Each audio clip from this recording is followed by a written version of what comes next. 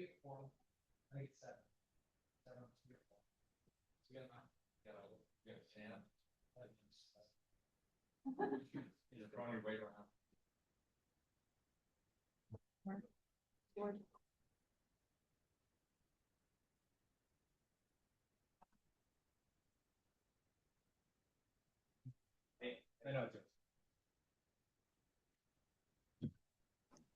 right, let's test online. You guys can hear us? We got Zach on. Perfect. Okay. All right. We go. All right. I'd like to call the meeting to order at 6:31. Welcome everybody to the April Fortville Plan Commission meeting. Hi. They just started. Hope we got. If you could mute, please, online. Thank you. All right, let's call the meeting to order. As I said, Sarah, if you please walk us through roll call. Sturdivant, Here. Layton, present. Holland, McCray, Here. Murphy, Here. Bills, Here. Baker. Here. Perfect. Thank you very much. All right, if everyone would please stand for the Pledge of Allegiance. Pledge allegiance to the flag of the United States of America and to the republic for which it stands, one nation, under God, indivisible, with liberty and justice for all. All right. Thank you, everybody. Thank you for coming this evening. Appreciate your turnout. All right, item number 3 on the meeting agenda, approval of the meeting agenda. Adam, before we make a motion to approve, are there any changes needed or can we approve as presented? There's one change for the Domino's Pizza case. We'd like to do a continuance to the May meeting on that item. They're still working to address some of the staff comments that we had on it. And so I have a meeting scheduled with them soon to go over those. So it's not quite ready yet. Okay, so we'll continue when we get to that case, I assume. Do we continue to the next meeting or do we just call it a general continuance? So Okay. you can do a continuance right now to the next meeting. Okay. If you want to. All right, I would look for a motion to continue case number STP 01-2026 Domino's Pizza. I'll make a motion to continue case number STP 01-2006 Domino's Pizza, continuing to the May 26, 2012 meeting. Do you have a second? Second. All in favor? Aye. Opposed? All right, continued. Thank you very much, everybody. All right, with that continuance, I would now look for a motion to approve the amended meeting agenda. I'll make a motion to approve the meeting agenda with the noted continuance. Second? Second. All in favor? Aye. All right, agenda approved. Number 4, commission to consider approving minutes of the March 2026 meeting. Has everybody had a chance to review the meeting minutes? Any changes, modifications needed at this time? If not, I would look for a motion to approve the March meeting minutes. So there was one tiny little typo. Sure. Underneath petitioner response, Zach Lakowski, buffer yards would be a buffer yard type 325, need a space after 25. And which page is that? The final page. Final page. Just to be consistent with the rest of the document. Okay. Typo to be adjusted on the final page, petitioner response. All right. With that noted, do I have a motion to approve the amended meeting minutes? I'll make a motion to approve the meeting minutes from Tuesday, March 31st, 2026. Do I have a second? Second. All in favor? Aye. Opposed? All right. March meeting minutes approved.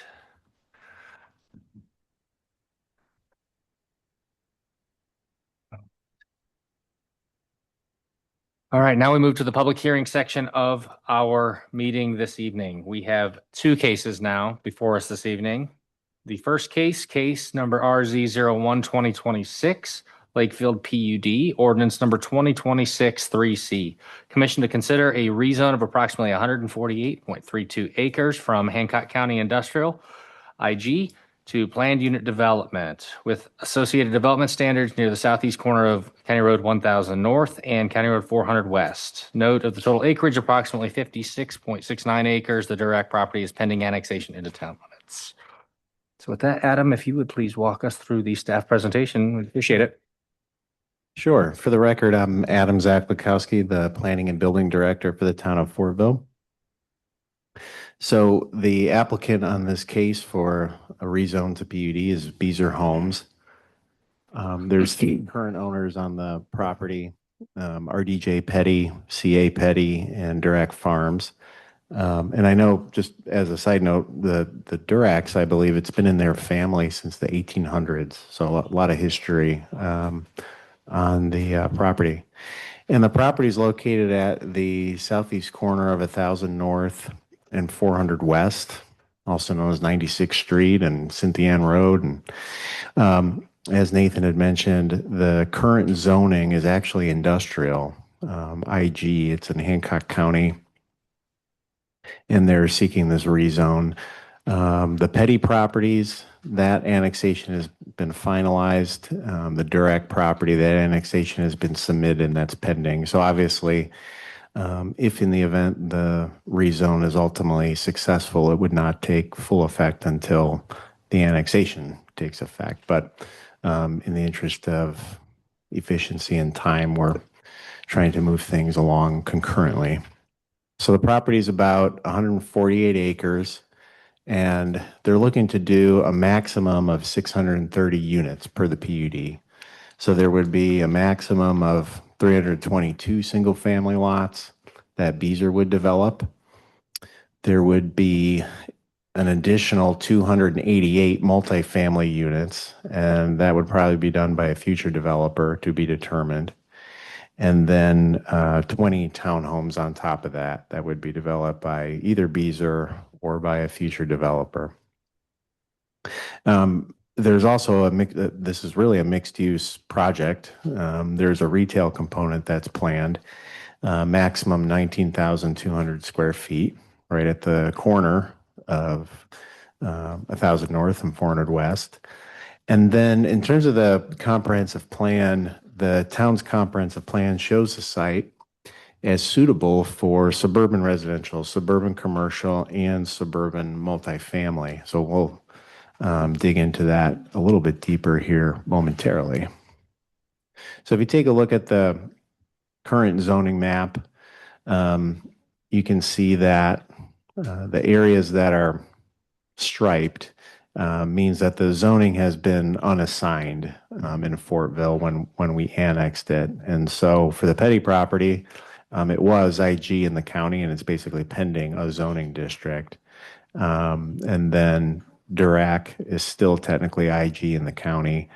Off to the west is a residential planned unit development in the town of McCordsville. And then north of the property, it is zoned residential PUD in the city of Fishers. And if we take a look at the 10-year comprehensive plan map that was just updated last year, you can see what the vision was for land uses on this property. So the original thinking was to do a 10 or 15 acre commercial parcel right at the corner. And then there would be suburban multifamily that would be buffered around it. And then the remainder would be suburban residential. And then for reference, this is not for approval tonight, but rather for reference of what each of those categories mean and look like, and those are included in your packet. So here's the suburban residential category. And then we've got the suburban multifamily category. And then lastly, suburban commercial, some different examples of that. So for this particular project, this concept plan was developed by Weaver Sherman Design. They're a company that participated in the design of the Village of West Clay and Carmel. So the overall design is a little bit more neo-traditional, frankly, than standard suburban. I would argue it's a much better design than a typical suburban layout.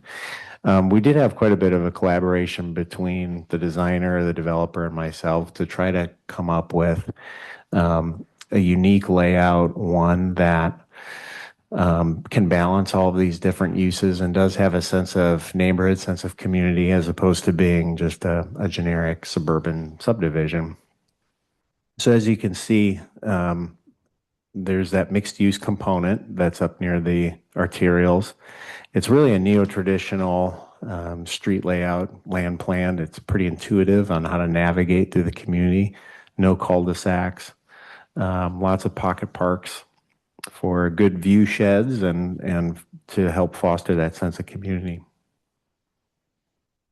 If we take a look at the product type that Beazer is looking to do, it's broken down into three different areas of the neighborhood. So one area is called Lakefield Estates, and so this is the largest product. And then it moves on to Lakefield Reserve.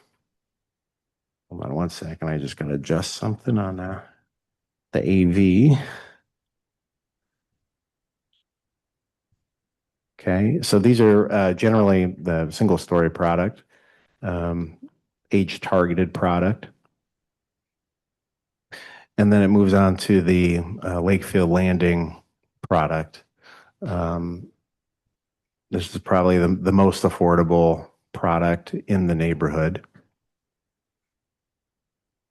So in terms of here's some background information about the town's PUD standards template. So as some of you know, the town adopted a template, which is still technically on the books. It was done back in June of 2017.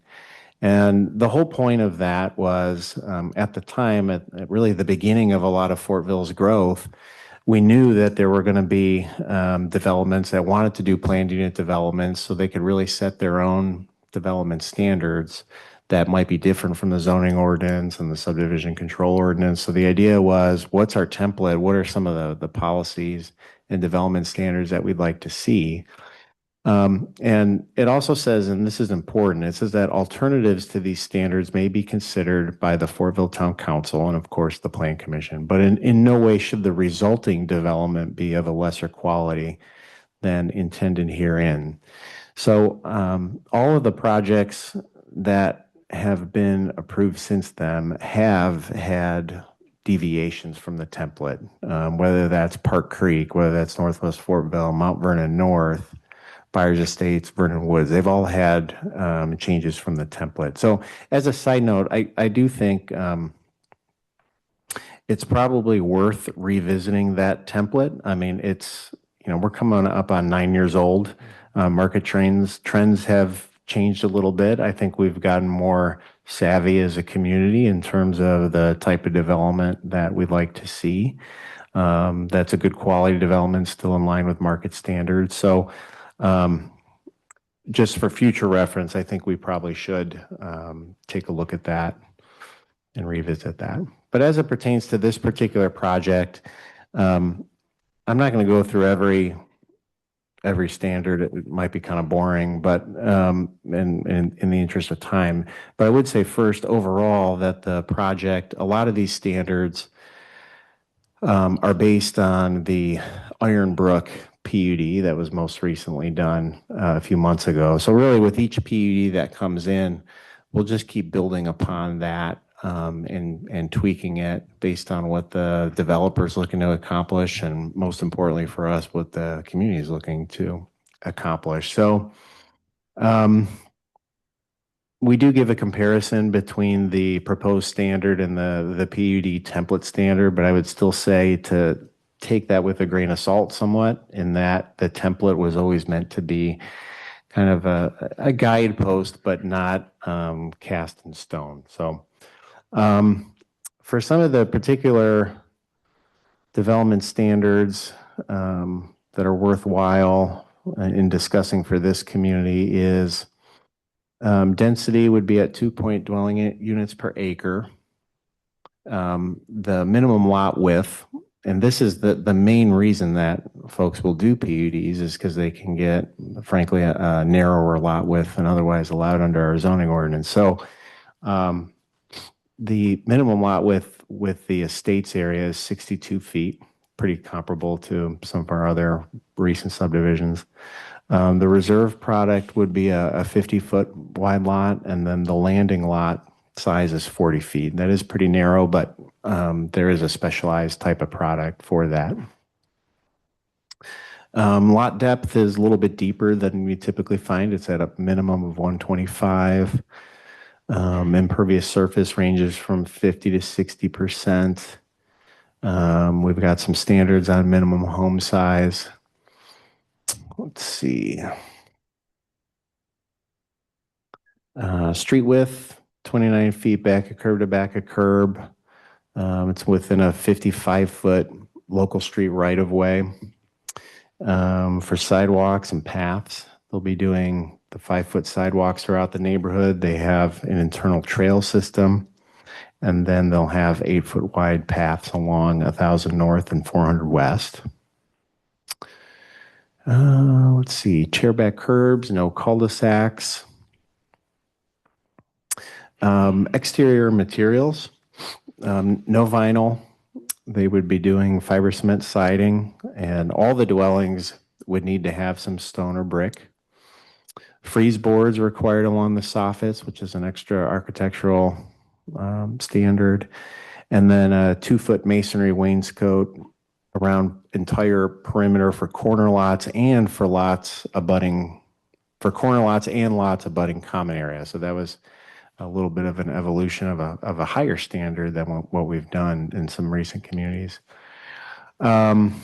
Exterior window trim and overhangs, this is another more robust standard than we've typically had. They're doing a little bit of a thicker trim around the windows to increase the architectural interest, and the roof overhang would be 16 inches, which is very generous. It's a very generous standard. This was another new approach to address the problem of the backs of homes. That's always an issue of how do we get some good rear articulation. So the language in the PUD is that for 100% of the lots in the estate section, they'd have to have either a recessed covered porch, a projecting covered porch, or a cantilevered second story. So any of those would work. And in the reserve area, they'd have to have one of those criteria on 50% of the lots, and then in the landing area at 25% of the lots. The reason it's less on the landing and reserve is, especially on the landing, the builder has indicated that those particular buyers are a little bit more sensitive on price, and they wanted to have the flexibility. If the homeowner really wanted to have a porch or not, then they'd have the ability to do that within their budget. We've got some stuff about architectural standards for shutters, for entry doors, window frame color. So we went into quite a bit of detail based on different things that we've learned from some of our more recent neighborhoods. Let's see. Perimeter landscaping. They'd have to have a 25-foot landscape buffer along 1,000 North, 400 West. They'd have to have a certain number of shade trees and ornamental trees and evergreen trees, shrubs, and a berm all along there. So well landscaped area. For the street trees, the idea is to, as we've done recently, is to put them between the sidewalk and the curb to eventually try to create somewhat of a canopy. Let's see, we've got a minimum park size for their amenity center. They do plan on putting in a pool. They plan on having a 20,000 square foot minimum central park surrounded on all four sides by a street, pocket parks, active recreation amenities, things like sports courts. I think they're looking to have a pickleball court. Some of those are to be determined, but there is quite a bit of language in the PUD about that. Some other language that we've had in trying to make these PUDs better and better with every project is detention ponds.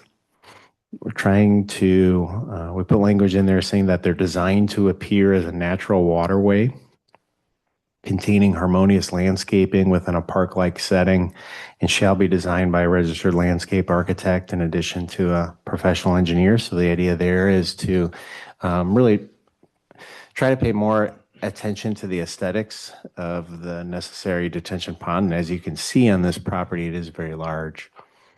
Let's see, exterior home lighting, they'll have the typical dusk to dawn lights on the garage. And then much like the Park Creek neighborhood, they'll have recessed can porch lights on a photo cell.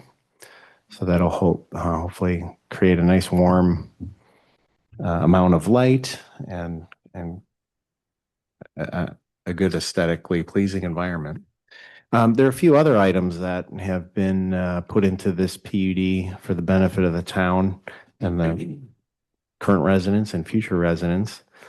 Is you'll note in the language of the PUD, it talks about a town donation and specifically says to help alleviate the additional financial burden on town resources prior to full assessed valuation, including police, streets, parks. The developer voluntarily commits to donate $200 per unit. This would be all residential units, including multifamily, at issuance of each building permit. And I think that would amount to over $100,000 based on the unit count.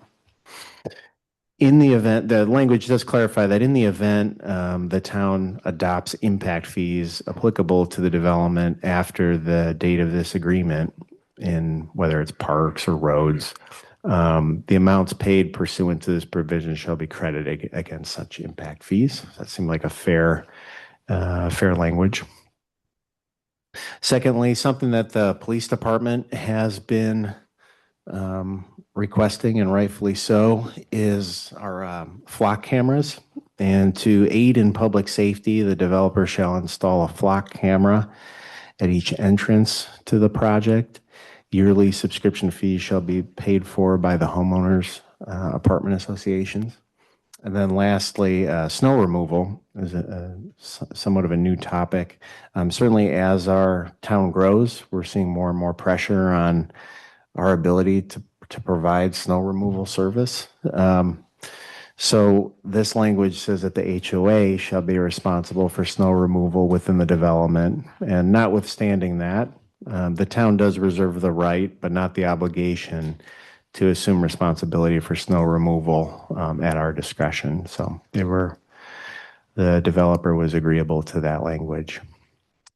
So then, in terms of your criteria to consider per Indiana code, essentially your findings, these things you're asked to consider these elements under Indiana law. So what I have written here is the staff opinion. You're free to agree with those or not.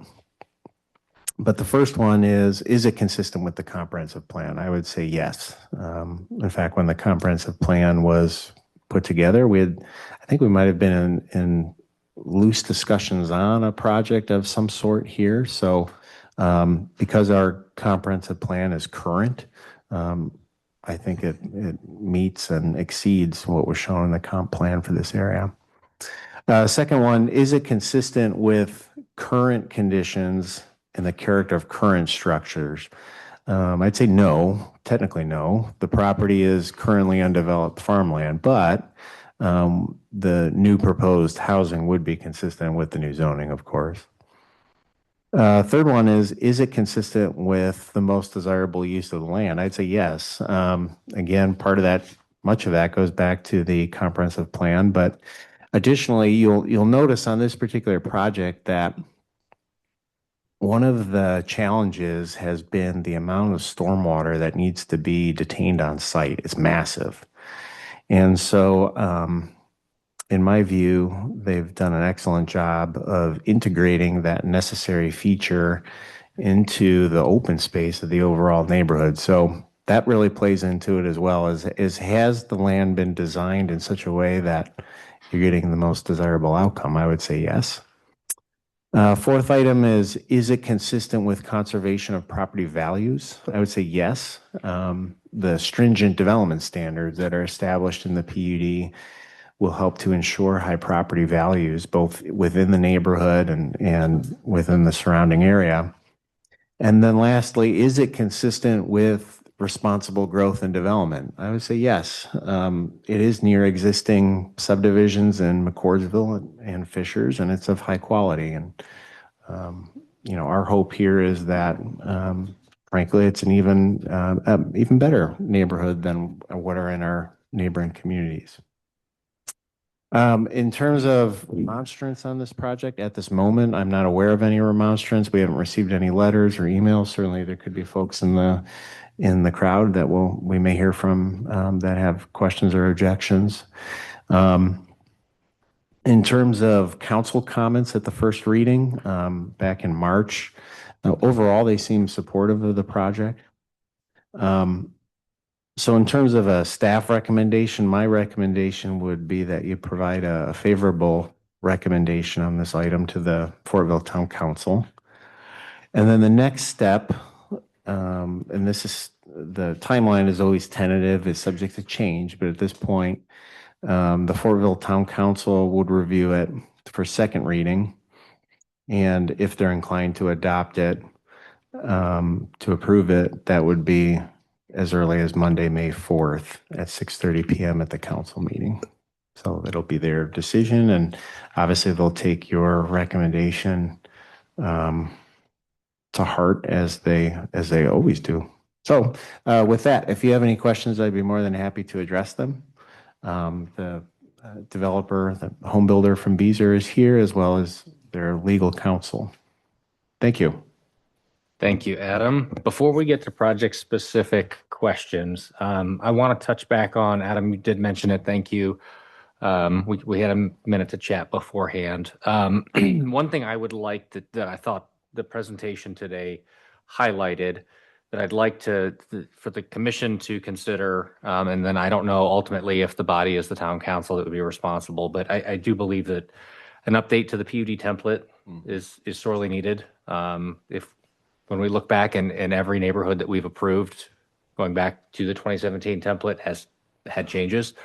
And I dumped several of the PUDs. I only was able to go back to 2020 into AI and had it provide some recommendations. And there are some things that we consistently are allowing, like 29-foot curb to curb, 55-foot right away. If we're okay with those things, then it's a minor change. I think it would be beneficial for us to tighten up that template a little bit because I think, one, it makes it difficult for us as a body to review. When I look at this and I see 9 of 31 things that are technically substandard, that sounds high. I look back at previous PUDs and that's actually not high. So we've got others where we're close to 50% substandard.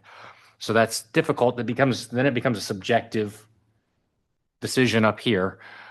I don't know that it provides a ton of confidence to the public when they see that we've approved something that's quote unquote 30% substandard. It's not truly substandard, right? It's context-based design. I encourage that. I think that's appropriate, but there's some things where I think we can tighten it up. And then I think it's also difficult on the applicant or the designer or the developer. If you're coming to us and we're constantly tweaking and changing what we allow, it makes it a little bit more difficult to understand, are we going to get approved? What's the subjective nature of the body today? So I think there are some areas where we've got some consistent opportunity to just tighten things up a little bit. There's some areas where we probably don't want to change, but if there's some minor changes that get us 80% of the way there, I think that would be beneficial. So I don't know. I'll stop talking. But I don't know if that's something that if we put that on a future plan commission meeting, if that's something that the council considers, if that's something staff develops and then the council considers, want to get that out there. And I noticed that as I was reviewing this project, did a little bit more AI aided research, and was just interested to see what kind of consistently was coming out of this. And I think it's things we would agree with. So just wanted to kind of toss that out there. Appreciate you mentioning it. I suppose if you all are opposed to that, you can tell me, you know, you shut it down today, but I think it would be beneficial for us to have, if we've got a little bit more consistency in what it is that we're reviewing across the board. I would agree with that. So don't know what next steps are on that. Again, that's not Lakefield specific, but did want to mention it because it kind of comes up in the context of what we're reviewing today. And my initial read versus, okay, I did a little bit more, taking a step back, what have we approved in the past that changes my opinion of things if instead of just looking at it in a vacuum. So want to make sure that we are being consistent, approving high quality development, and then not kind of swaying as we move through time. So with that, I guess, Adam, I'll leave it to you, figure out what next steps are. Let us know if there's anything we need to do next. But sure. I think that would be beneficial. So with that, any specific questions for Adam on this project and the Lakefield development itself? I do. Yeah, you want to go first? Sure. Ready? Yeah. Just looking at this, there I go. Looking at this, some of this would not take effect until the annexation, correct? Can you explain that a little bit closer? The entire rezone will not, for clarity, will not take effect until that annexation on that second piece is recorded. And do we have an approximate date or pending season for when the annexation is planned to occur? See, so we have introduced that ordinance. It's gone to public hearing. Council has had a first reading on it. So I believe it would probably be effective sometime in May or maybe into June. Okay. Assuming council adopts the second reading.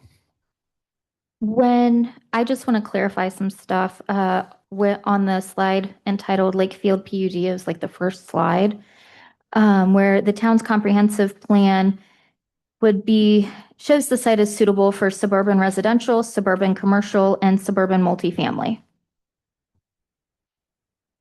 If we follow those advice guidelines and we look at the examples, will this allow suburban commercial in this region?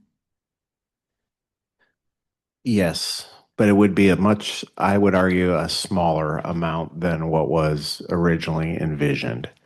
So when this was put together, I think the idea was to have some sort of neighborhood commercial type of plaza.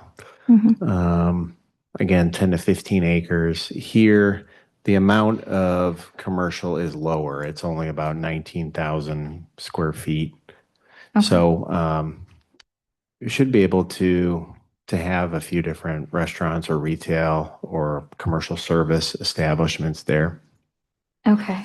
I guess maybe then we might need to consider, I don't know if we can do this or not, but restrictions on the property. The reason I'm suggesting this is that if you bump ahead to commercial suburban slides, it shows that generally it's intended for quality suburban chain development.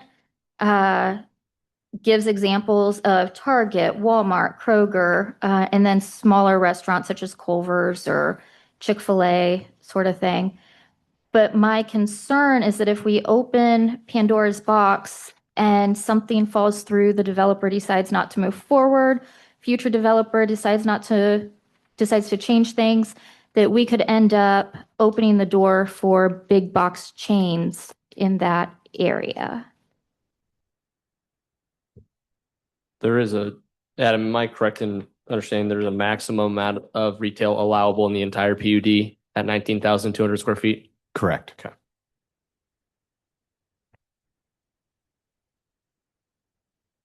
So I think that's probably your bet against Walmart, right? Yeah. Walmart's neighborhood store is still going to be 50, 60,000 square feet. But I hear what you're saying.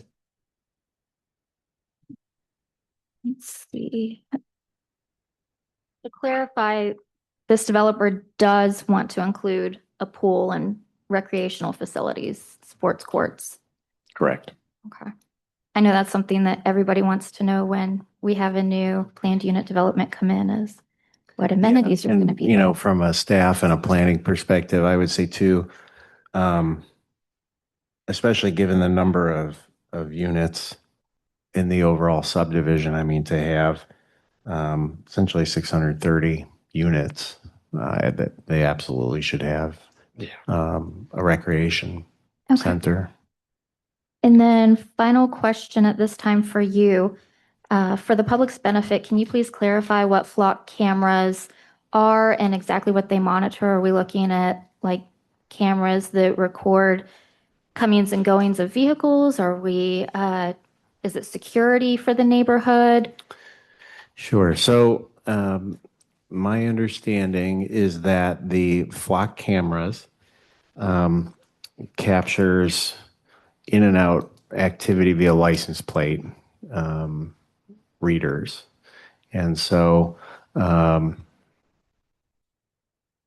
information can be used by the police. Now, what's really important to note, I don't know, it would be a question for the police department. I don't know if it also functions as a security camera type thing as well, or if it's just capturing license plates. I'm not 100% sure, to be honest. But what I can tell you is that even though as part of this agreement, the HOA is being asked to and is required to fund the subscription to it, they will in no way have access to the system. Only the town of Fortville police and presumably other law enforcement agencies, as may be necessary, would have the ability to do that. One follow-up question to that answer. Is there the potential, if this becomes standardized for new PUDs, that the town will eventually cover the maintenance costs of these? Has there been any consideration towards that For the flock cameras? and integrate it more into our community resources? Yeah, it's a great question. And I think we don't know yet what the future will hold. What I can tell you is that there's two really important considerations, is that as our community grows and given the fact that our ability to collect property tax revenue is hampered, the the different services need to be funded somehow. So whether that's snow removal, flock cameras, whatever it may be, is planned unit developments. One benefit is that we can very clearly push those financial responsibilities onto a homeowner association. So the second consideration is in working with the developer, home builder, they also want to make sure that there's fairness in terms of policies. And so I would say that going forward, we would want to be as consistent as possible with new PUDs to make sure that if the residents, for example, in this neighborhood have to pay, ultimately pay through their HOA bills, the subscription fees for the flocks, that continues going forward for other new subdivisions. So it's really a balancing act because you're trying to balance what should be included in your property taxes versus what should be over and above and should be financed or funded through an HOA or some other mechanism. So it's tricky, but we're trying to find the midpoint, the reasonable line as much as possible. Thank you so much, Adam. Yeah, a couple questions. That just triggered another one I had. Adam, you referenced in the document this donation to the city, and then you just referenced, obviously all municipalities within the state are having a pretty challenging time with their future revenue projections in light of SEA 1. Has there been consideration, not for this project specifically, but just generally some kind of impact fee for the community, whether it be a parks impact fee or just a general one to cover the growing need for public safety as well as Parks and Recreation as we continue to grow as a community? Yeah, it's a great question. Really quickly, we do have a water impact fee. We do have a sewer Okay. impact. We've had those on the books for quite a few years. I'd say at least 10 years, and those fees have recently gone up, have been updated. We don't have a road impact fee. We don't have a park impact fee. Some communities even have a bridge impact fee. And your point is a good one. The challenge with it, there's pros and cons. I think the one con is the overall cost of doing business, and more importantly, from the community perspective, is those costs ultimately get passed on to the user, homeowner. yep. So we're trying. I think part of it too is, at first blush, you could say, well, we could just pass additional impact fees that take care of the problem. But then, like I said, those are going to get passed to somebody. And so we're trying to hit this balancing act between affordability, between assessed value. And so it is tricky. But to answer your question, is if the town council wanted to go in that direction in the future, and it may be warranted at some point to look at a park impact fee, road impact fee at the appropriate time. It's a pretty complicated process to do it. You have to hire consultants to come up with a plan. It's very, it can be expensive and it can be time consuming, but it may ultimately be worth it at some point. And then lastly, when it comes to public safety, unfortunately, unlike some other states in Indiana, we cannot charge a public safety impact fee. We're not allowed to do that. So, one way of addressing it is the way that we've addressed it here. Yeah. Well, and of Where course, it's you a solidify voluntary. other areas of the budget allows you to draw into public safety or other, right? Right. But anyways, and I hear you. I was more just But curious. it's a good and- question. And No, as a good reference point, obviously we're not Carmel and we don't necessarily aspire to be Carmel. I think their impact fees just for the parks are over $5,200 now for new residences. So just a point of reference. And I think that, speaking as someone who moved to the community in the recent years, I think the quality and the charm of the community and the walkability, the recreation activities in the downtown Main Street are things that drew my family to this area. And I would love to see those preserved. And as new neighborhoods continue to develop, I think that'd be a good thing to think about at the very least. So I'll get off my soapbox there. My other two questions, real quick, tying back to annexation. And I think you've answered this. I just want to be clear. And I don't expect this to occur, but if annexation for the second property were to fail, the entire PUD fails, correct? The remaining property would not be approved for that portion of the PUD. correct. You are correct. Okay, thank you. And then as far as we've touched on the single family home lots for this development, the 288 multifamily, 20 townhomes, and then the retail were not discussed and the development standards were not outlined. Would those be required to come back at a later date and have those development standards approved separately before any kind of actual development plan would be submitted to this board, or are those covered somewhere else? Well, great question. So first, the standards that are in there are fairly basic, but we do have let me see, Lakefield. Yeah, we've got development standards for the townhomes and the multifamily area, setbacks, lot widths, things of that nature. But most importantly, everything else you would look to the zoning ordinance for what the multifamily development standards are and then what the commercial design standards are. I'm sorry, I was only looking at the packet, But, the ordinance itself. But really quickly, to be clear, is that if the project is approved, if the zoning is approved, and ultimately, much like we'll see with the next case, if there's a multifamily development that comes up, then you will all, under our current rules, you would have the ability to review that site plan for architecture, landscaping, lighting, et cetera, Thank you. in detail. Last question, I promise, for now. On the specific to the development standard for the minimum building size, which is on that first page of the standards there. We've pointed out on numerous occasions, we obviously on all of our PUDs have made exceptions for things that don't perfectly align with our template, and there is need to address that template. But specific to the reserve and landing developments, the 2-story number on the reserve being 1,700, and then the single story on the landing being 1,400. Those are both approaching like 20% below the current standard. Have we, looking back at our PUDs of the past, ever gone that far below for the overall square footage? Is this going to be setting new precedent? I don't know offhand, but what I will tell you is the current trend is to actually start moving away from that regulation altogether and literally let the market decide that. Frankly, it's peculiar that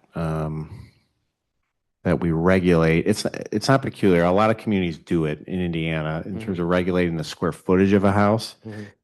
But the concern about doing that in and of itself, the only reason we're regulating it here is because it's in the template and it's common. The problem with it is that the square footage of the home, you can be excluding certain socioeconomic people or including socioeconomic groups based on the size of the house. And at the end of the day, the size of the house, the prevailing feeling is that it should be based on what the market demands. So as a quick preview, I think when we go to visit both the PUD template standards and the zoning ordinance, I'll probably be proposing to you all to literally eliminate regulation on that and just let the market decide. That's becoming more and more common to try to deal with the affordability issues that we have with housing. So lastly, I'll say on that too is if a house is 2,000 square feet or if it's 1,200, 1,000 square feet, from a planning perspective, I think if it's a beautiful home, it's well maintained, good architectural standards, good design, that the size of it should be dictated by the market, in my opinion. Thank you. I have a couple questions. That's it. Go ahead, Zach. Yeah, so just given that the rear articulation is, 100%, I think 50% and 25%, do we know how much they're planning for like the estate versus the reserve versus the landing? Because we wouldn't want 90% of them to be the landing that only have to have 25% rear articulation. You mean the breakdown of how many lots in each series? Oh, I see what you're asking. Yeah. So they would have the estate's maximum 102 units, reserve maximum 102 units, and then the landing maximum 118 units. Okay. And then just on that rear articulation, when we talk about cantilever, I would say to strike that from what is allowed to be rear articulation, because I think, what is that going to be, a 1-foot cantilever that doesn't give us any rear articulation? It's just a way to say that it's there. Or is this rear cantilever a much more beautiful thing that I'm not envisioning? No, it's a good point. I would argue that the rear cantilever, first, I doubt they'll even be doing that option. It was actually something that I had asked them to put in there as an additional option, in that so many of the suburban homes, suburban tract homes, one of the big aesthetic issues, in my opinion, professional opinion, is that it's a flat back of the house. And so what are some different ways that you can do? Porches are the number one way that we deal with it now, is to have either recessed or a recessed porch or a projecting porch. In the past, it was very common, probably up until late 90s to do a second floor cantilever to have just a little bit more articulation in the back. Beazer doesn't typically do that, but we do have it in the PUD in case they want to do that. But to your point, Zach, yeah, it's not a huge bit of articulation, but from an architectural perspective, even if you had 2 feet and are utilizing that option, it would be much more than just a flat back in terms of what you gain. And I guess I would just kind of look for my peers, and if they're comfortable leaving it in there, then I would be comfortable with that. Mm-hmm.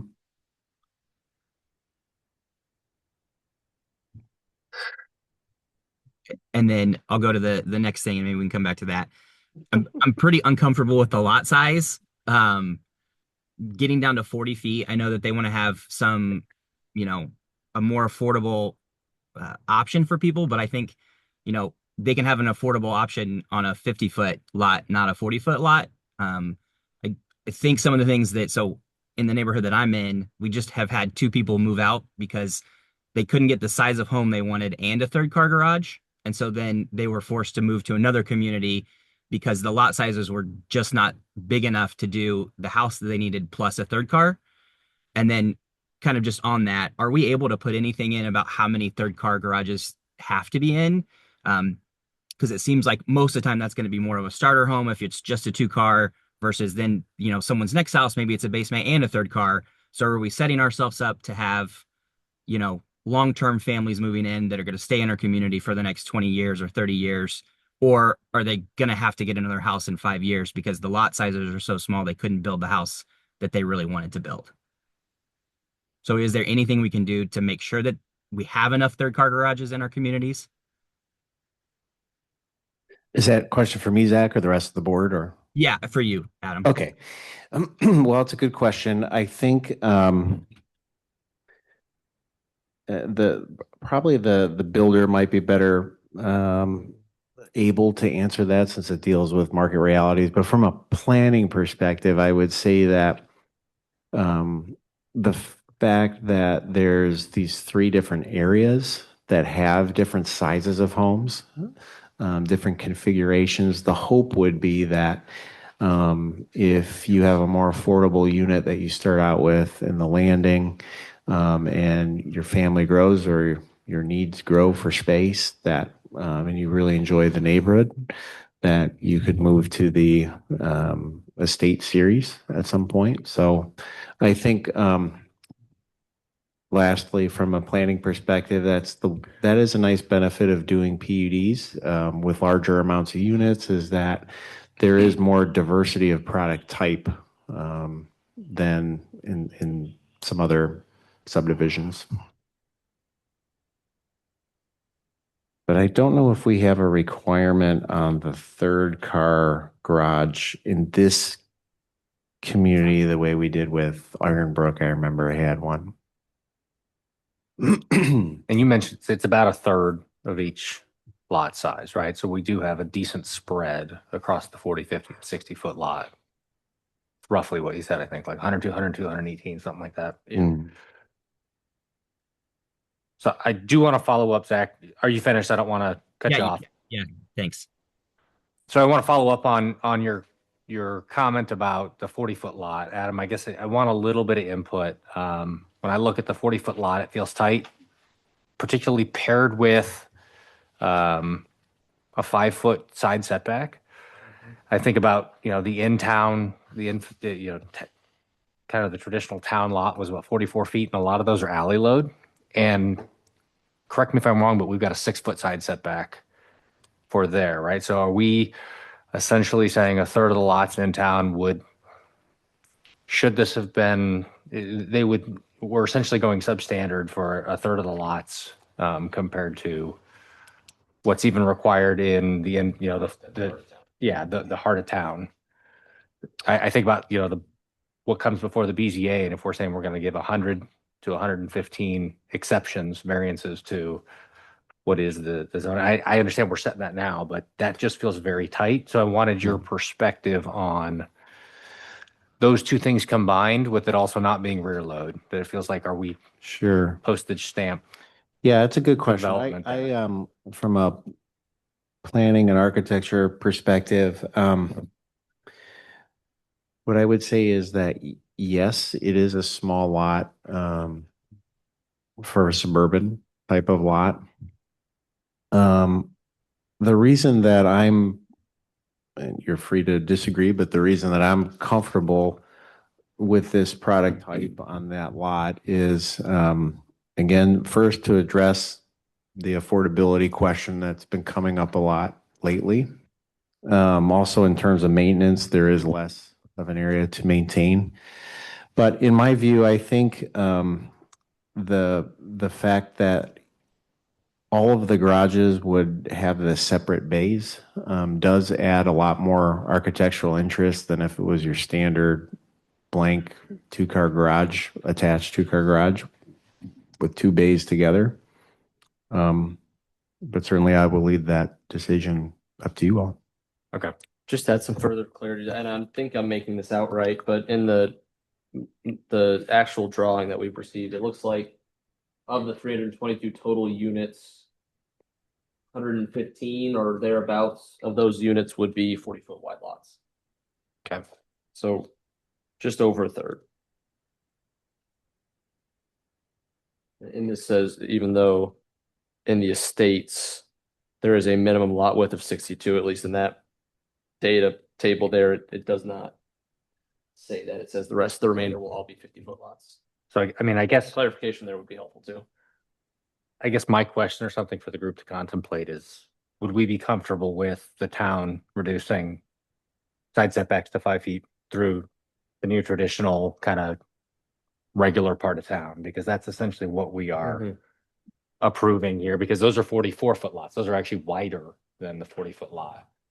And we've got Just to, 6 foot setbacks there. So, and I know that there's heartburn when folks come to us trying to go tighter than that. And we're now asking 115. Part of me says the market will dictate that. I mean, if folks want to purchase that home, then that's perfectly fine. But it does strike me a little odd that it's smaller than kind of what if we're trying to kind of mimic that neo-traditional feel. So, yeah, one other thing to consider is that with 5 foot setbacks and such, correct me if I'm wrong, but we're looking at approximately 10 feet between housing structures. 8, yeah. Well, even less than this because it's 16, right? what is, I guess, Adam, what's the minimum eve to eve that's required for fire code? Well, anything under 5. 5. Yeah, anything under 5, I believe you'd have to have fire rated Okay. walls. We'll be at 8 with the So they, 7-4. yeah, 7-4 with the 16s, right? 8 yeah. So, 7-4. So we're getting kind of close. so these would not need to be fire rated. Okay. But not a lot of wiggle room. Correct. Okay. Oh, and to be clear too, is I think definitely this product, the product type is, I would never go so far to say that the product type is a neo-traditional product. Between the three of them, they're definitely suburban residential product. Yeah. I think the layout has some neo-traditional elements to it. So, but then it goes back to what the comprehensive plan shows in terms of suburban residential, as opposed to our other category that we do have of neo-traditional residential. So, Sure. Okay. Any other questions for Adam? Yeah, I have a couple. Sure. And actually, yeah, just a couple. Many of them have already been answered. So thank you guys for asking really good questions. But on the town donation part, the verbiage reads $200 per unit, all residential units, including multifamily. Can we make sure that that includes townhomes? The verbiage? yeah, this is just the that's just the definitely the summary. intent. So, let's see what's. And again, I'm just reading from the packet in the summary, so it may actually 20 extra units. specify it in the ordinance. That's a good point.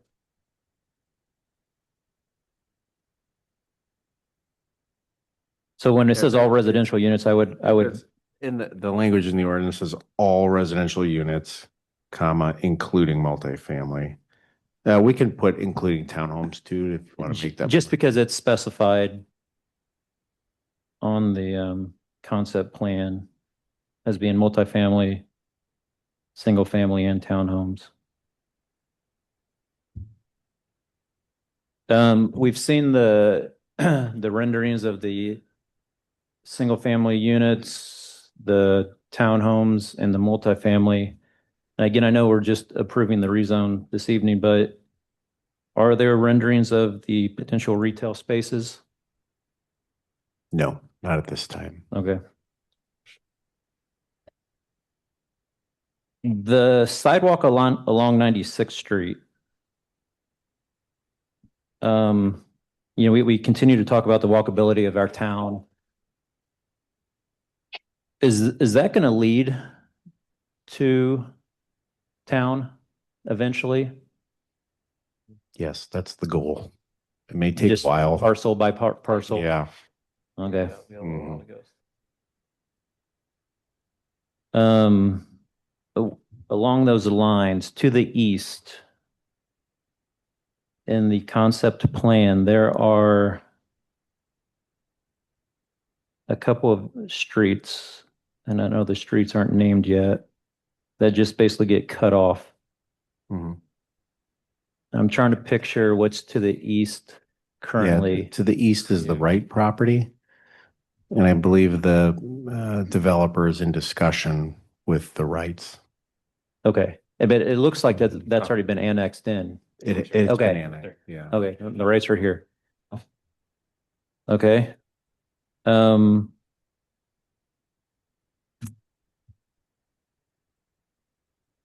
I actually see two swimming pools on this concept plan. Is that accurate, Adam? It is. That is, I heard a yes. Okay. And I would assume there would be parking for that clubhouse and amenity area, although everything's very blurry. There would be, I assume. Yes. Last but not least, on the 40-foot lots, I know a couple of the board members here have already covered it. I personally am okay with 40-foot lots in parts of this community because I think it adds some diversity. What I'm having a hard time getting behind though is the 25% requirement for the rear facades being a recessed and or a projection of the building.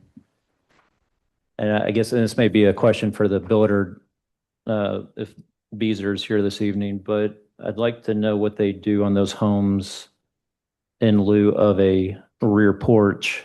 I come from a history of working for a large home builder, and we would always put like a 3-foot by 3-foot smoker's deck, is what we called it, on the back. And over time, they would just look terrible. And a lot of people would leave them in place. The idea was it was just temporary. It allowed egress, just a pressure treated small deck with a couple steps down. But over time, people don't take care of them. They look terrible. They don't remove them as anticipated. They don't replace them. So I guess the question, maybe not for you, Adam, would be what does that look like? Because I'm having a hard time with the 25% because there are so many of those lots, those 40-foot lots. So there's going to be a bunch of this same situation in that community. So I think from an appearance, aesthetic standpoint, we want to start off on the right foot here. That's all I have. Thank you, Chris. Any other questions for Adam?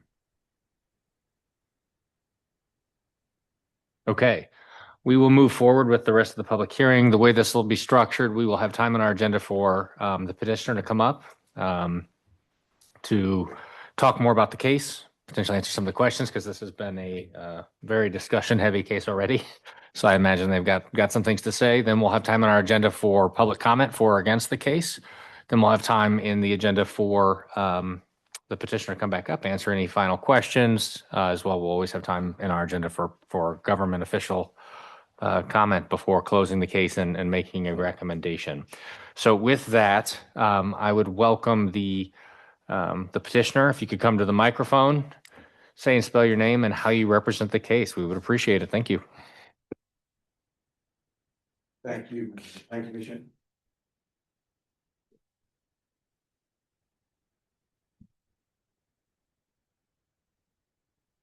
Thank you. Thank you. All right.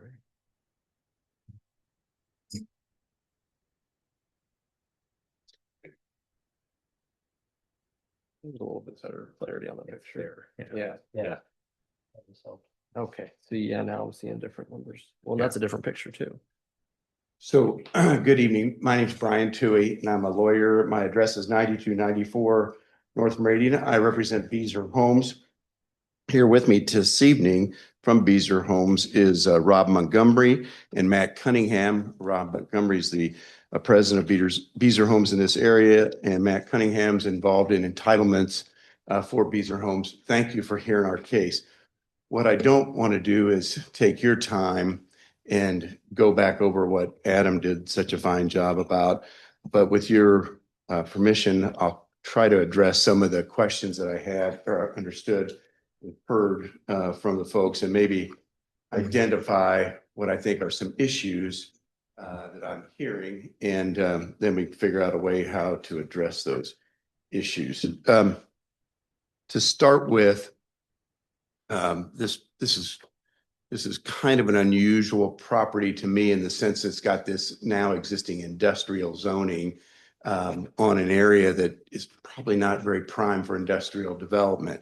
And so you've got the direct property here and the petty property here. And as we've talked about, all this, I agree. And the one comment was all of it's hinged on this being annexed in.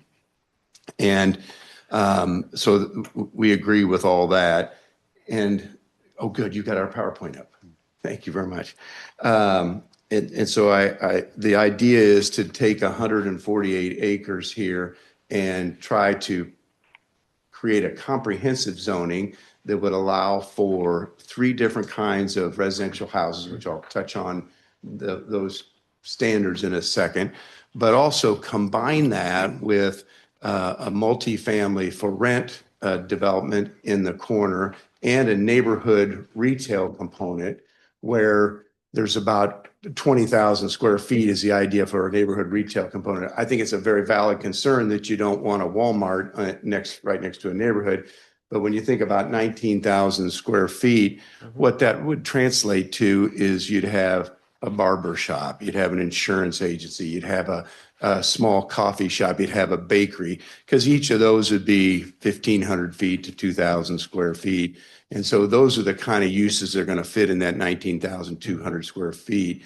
And that's not even enough land to get some of those big box users in there. But very valid question. The idea is to have that up in the corner of the site where the site connects to it with trails and sidewalks. So you've got a place you could walk to get a cup of coffee. You could walk to get your hair cut. You could walk to see your insurance agent. That's the idea of that. And wrapping around that, so Adam, if we could go to the right there. Thank you. That's a perfect slide. So wrapping around this area. So here's the idea to have that commercial, which makes sense kind of near the intersection here. But then wrapping around it would be this multifamily for rent. And by the way, those would be market rate rents. So market rate rents are pretty expensive these days. We've got 4 kids that rent apartments, and they're $2,000 a month, some of them. And these would be market rate, high quality apartments because the real estate's so expensive and it's very desirable to be in Fortville. So that would wrap around that commercial node right here. And then the other idea is to have some for sale townhomes wrapping around that multifamily here. And someone asked about the 2 pools. There would be a pool and an amenity center here in this multifamily area. And then over here, there would be this pooled another amenity center for this single family area. And I'll talk about that in a second. The idea was to create a walkable community with trails like so, sidewalks on both sides of the street, nodes of different types of housing, and we'll talk about that in just a second, the landings, the reserve, and then the estates over here, and then some landings here. So the smaller lots are, I heard the concerns, we certainly registered that. The smaller lots are designed to have a more affordable housing option for folks. And you can see that those smaller lots, that's the landing, they're near the townhomes and near the multifamily. And then down here on the south side of the site, sort of near the railroad tracks. The estate lots over here on the east side, on the other side of this pond, over here against the right property, which somebody mentioned, that's the, I think it's a gymnastics and a ninja facility. That's right over here. And then right across the street up here, of course, is the Pines. I think it's called Bridger Pines. So the idea is to have 3 different kinds of housing stock in this single community where you could, if this is the location you want to be in just outside of the town limits, soon to be in the town limits, hopefully, you'd have the option of renting an apartment. You'd have the option, if you don't want any maintenance, of buying a townhome. And then you'd have the option of starting in a smaller, lesser expensive home and getting up to a larger, more expensive home. And let's talk about that for a second. Maybe, please, Adam, if you could go to the next slide. So the single family development standards, and we'll address those in a minute. I remember one of the questions was, what happens to that? I think it was called a smoker's deck. I wrote that down. Their idea is it would be a much more significant than a 3x8 or whatever that was, smoker's deck. Their idea would be a 10x12 area patio outside, covered if the person wanted that, trellises or whatever. But the idea is to have some breakup on the backs of those homes. Adam went through all the details in the PUD about the things that would be in the homes. There'd be an anti-monotony provision, so you wouldn't have 3 homes in a row or 2 homes in a row that looked just like each other. They wouldn't be alike from each other right across the street. So there's been a lot of collaboration, a lot of thought go into that to try to make a community that people want to move into and also want to stay in and maybe move up. There's roof pitch requirements. There's construction material requirements. I mean, it's a 23-page PUD, so that's a significant effort has gone into that document. Let's walk through these houses for a second, Adam. If we go to the next slide, please. Thank you, Sarah. Perfect. Thank you very much. So in the estate lots, and remember, those are over in this area over here along the east side of the development. Those lots, this is sort of mincing words, but we've been talking about 60-foot lots. They're actually a minimum of 62 feet wide and 125 feet deep. And those lots, what the builder believes is the estimated price for those homes would be about $525,000, so slightly over $500,000 to $600,000 and above, depending on options. And those homes are the more sizable homes in the community. Those would be between 2,500 square feet to 3,500 square feet. They expect, as you might guess, that the average of those homes would be about 3,000 square feet. So these homes are $500,000 plus, and will accommodate 3-car garages, as shown in these exhibits here. And as I mentioned, that's in this area over here. And there's 102 of those out of a total of 324, is that the number? 24 single family homes. So not quite a third, but we're in the range there. Could we go to the next slide, please, Adam? Thank you. Now, this is maybe a little misnomer. That these homes, they refer to them as ranch homes, and that's really what they are. They're targeted. They're actually targeted to people like me, that your kids are grown and you want to live in a neighborhood, but you don't want to have a big 2-story house. But they also have upstairs, lofts, 1.5 stories. So these homes, they range from 1,500 square feet to almost 2,500 square feet. So some of these homes are not going to be particularly small, especially if they have that 1.5 story. And their estimated price range would be 400,000 to 450,000. And when they range from 1,500 square feet at the low end to 2,500 square feet at the high end, they expect somewhere in that 2,000 square feet number. That's what these homes will be, and they will be on 50-foot lots. They think these are people that, want to stay in Fortville, want to move to Fortville, want to be in a walkable community that's got some amenities. Everybody's playing pickleball now. So it's got pickleball, it's got walking trails, it's got ponds to enjoy. It's got a swimming pool. It's got parks in the area. They think that's attractive, and they think that price point works for that market. So now we've gone from the first homes, probably looking for folks that have children, school age, starting their families off, young professionals, successful, can afford a $500,000 to $600,000 plus house, to maybe folks that maybe only have one child, or singles even, or folks that are older and want to downsize into a 1-level house, but with room upstairs for when their friends come and visit them. That's what these homes are designed for. The next slide, please, Adam. Thank you.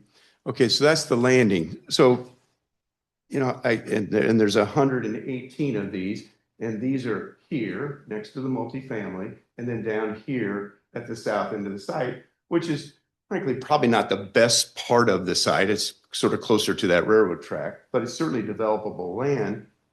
Got a nice pond area here, so it's going to be an attractive part of the community, and walk right up to the clubhouse and the pool area. These homes, these are the 40-foot wide lots, but they're pretty deep. They're 125 feet deep. And what they think these will range from is the 1,400, 1,500 square feet at the low end, but up to 2,600 feet at the high end. So you can see from some of these 2-story models, these are not small homes, and they estimate that they'll average about 2,000 square feet, and these are not inexpensive. I guess by today's standards it is, but to me that's not inexpensive. They're expected to cost between $350,000 and over $400,000. So you're going to have folks that are buying these homes. You're going to have folks that have pretty good jobs, and with the Senate Bill 1, I heard somebody mention, it seems to me that towns, communities throughout central Indiana are now sort of thinking, we got to get more people that have decent incomes in our community to help on that. But you're taking a site here that is, I don't know what the taxes are, but they can't be anything now for that farmland.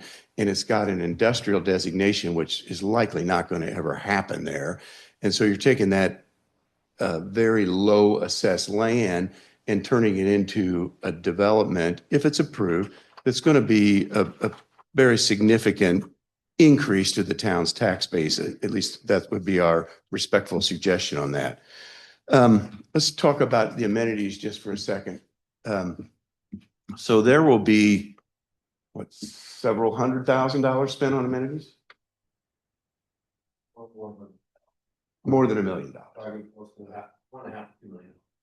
So the idea is to have something that is a focal point of the community, and that's why they located it right here. I mean, that's a great promontory. It sits on this pond. It's right here in the center of the community, so people from here and here are going to get down to there. It's going to be a significant pool with a pool deck and a bathhouse. And then right there will be pickleball courts, although they might be pickleball, tennis, and basketball courts. They haven't figured that out. But you can see it's got a pretty sizable green area there, surrounded by roads and sidewalks that will get people there.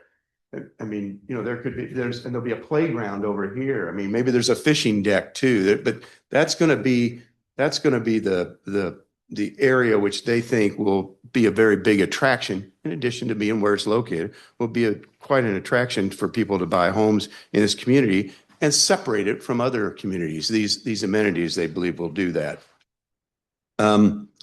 So to sort of sum that up, and I'm sorry I'm taking longer than I wanted, and I apologize for that.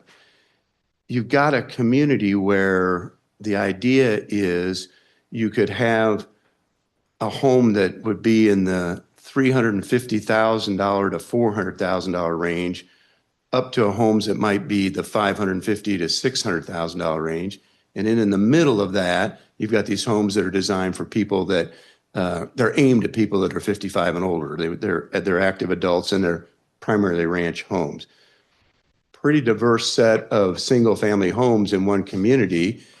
And then it's bordered by townhomes that would be for sale, and then some apartments that someone else would develop out there on the corner, all sort of wrapped around this neighborhood node of retail. I think it's a design and a plan that meets the intent of what PUDs were set up to do, to provide kind of a wide variety of housing and a lifestyle that's conducive to staying in your neighborhood. I think that's what the idea is, and they've certainly appreciated working with Adam. There was a question about the development standards for the townhomes and the multifamily. Those development standards will meet your zoning ordinance. There's a line in the PUD that'll meet the residential multifamily zoning districts. The $200 contribution for each unit, I think, would come to about $126,000. It would apply to the townhomes, each apartment unit, and all the single family homes. And the development standards for the residential multifamily zoning district would apply to those multifamily homes. And then on the commercial, the development standards of the commercial neighborhood zoning district would apply. And of course, if someone comes in and wants to tinker with that plan, they've got to come back and see Adam and see you folks again.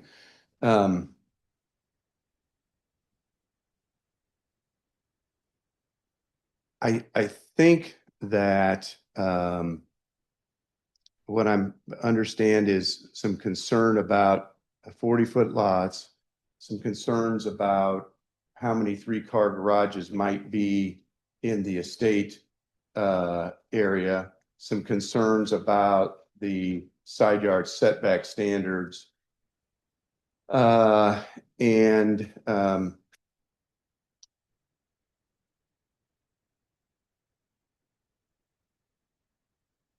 and there's some concerns. Hopefully, we've answered the question about the contribution and the standards applicable to the multifamily and the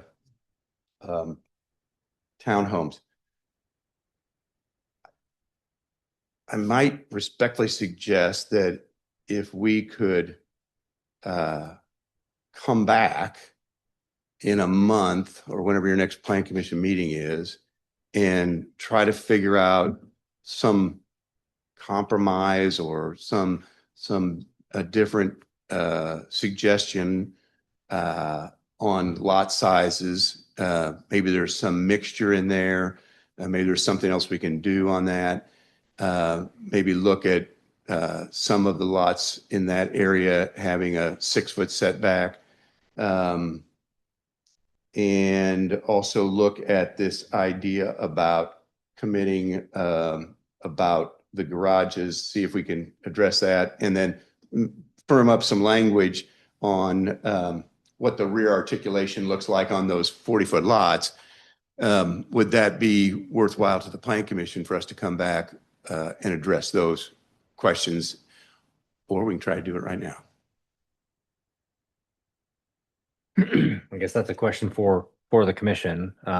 I mean, I would personally, one of the things I was curious about is if you guys can speak to product that you have with that 40-foot that's existing, because as I mentioned earlier, I do respect the market and what folks are willing to purchase. I just want to make sure we're setting ourselves up for success. So But I want to make sure that the full commission is, reflected in how we want to address this. I mean, I guess that I would say if they're willing to have some compromise, I would be willing to hear what they had to say, Sure. that feedback, and they have some good ideas that would address that, then I mean, I think it would be worth our time, but that's just me personally. I mean, I did some quick math and just going to like the same that's in town of 44 feet with a 6-foot setback basically brings it to 102 of those lots, and it would be 102 lots for all of them, kind of making it equal. So that was just an idea I had of just making a small tweak to just those, and then you actually end up with the same amount of, across the board, but willing to hear what they have to say. Matt Cunningham, Beezer Homes, Director of Land Acquisition. So we think about our 40-foot product. It's an affordable housing option, but affordable, as Brian mentioned, has evolved a lot. The average ASP of that product would be around $400,000. Currently, we do not have that product in this market. We are bringing it into Lebanon by the LEAP district. We have it in several other submarkets and have seen a lot of success with it. And kind of as families evolve, you start out in a smaller house, you move to a 3-car garage, as Robert mentioned, and then you get a little older and you move into a ranch home, right? And so we're kind of trying to get all the life phases here of multi-generational housing.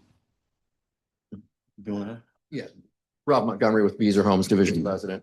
And again, I think they both touched on it. The 40-foot or 30-foot product, 40-foot lots, that's really an affordability play. And we hear not just in Indiana, but all across the country that we've got to offer more affordable housing.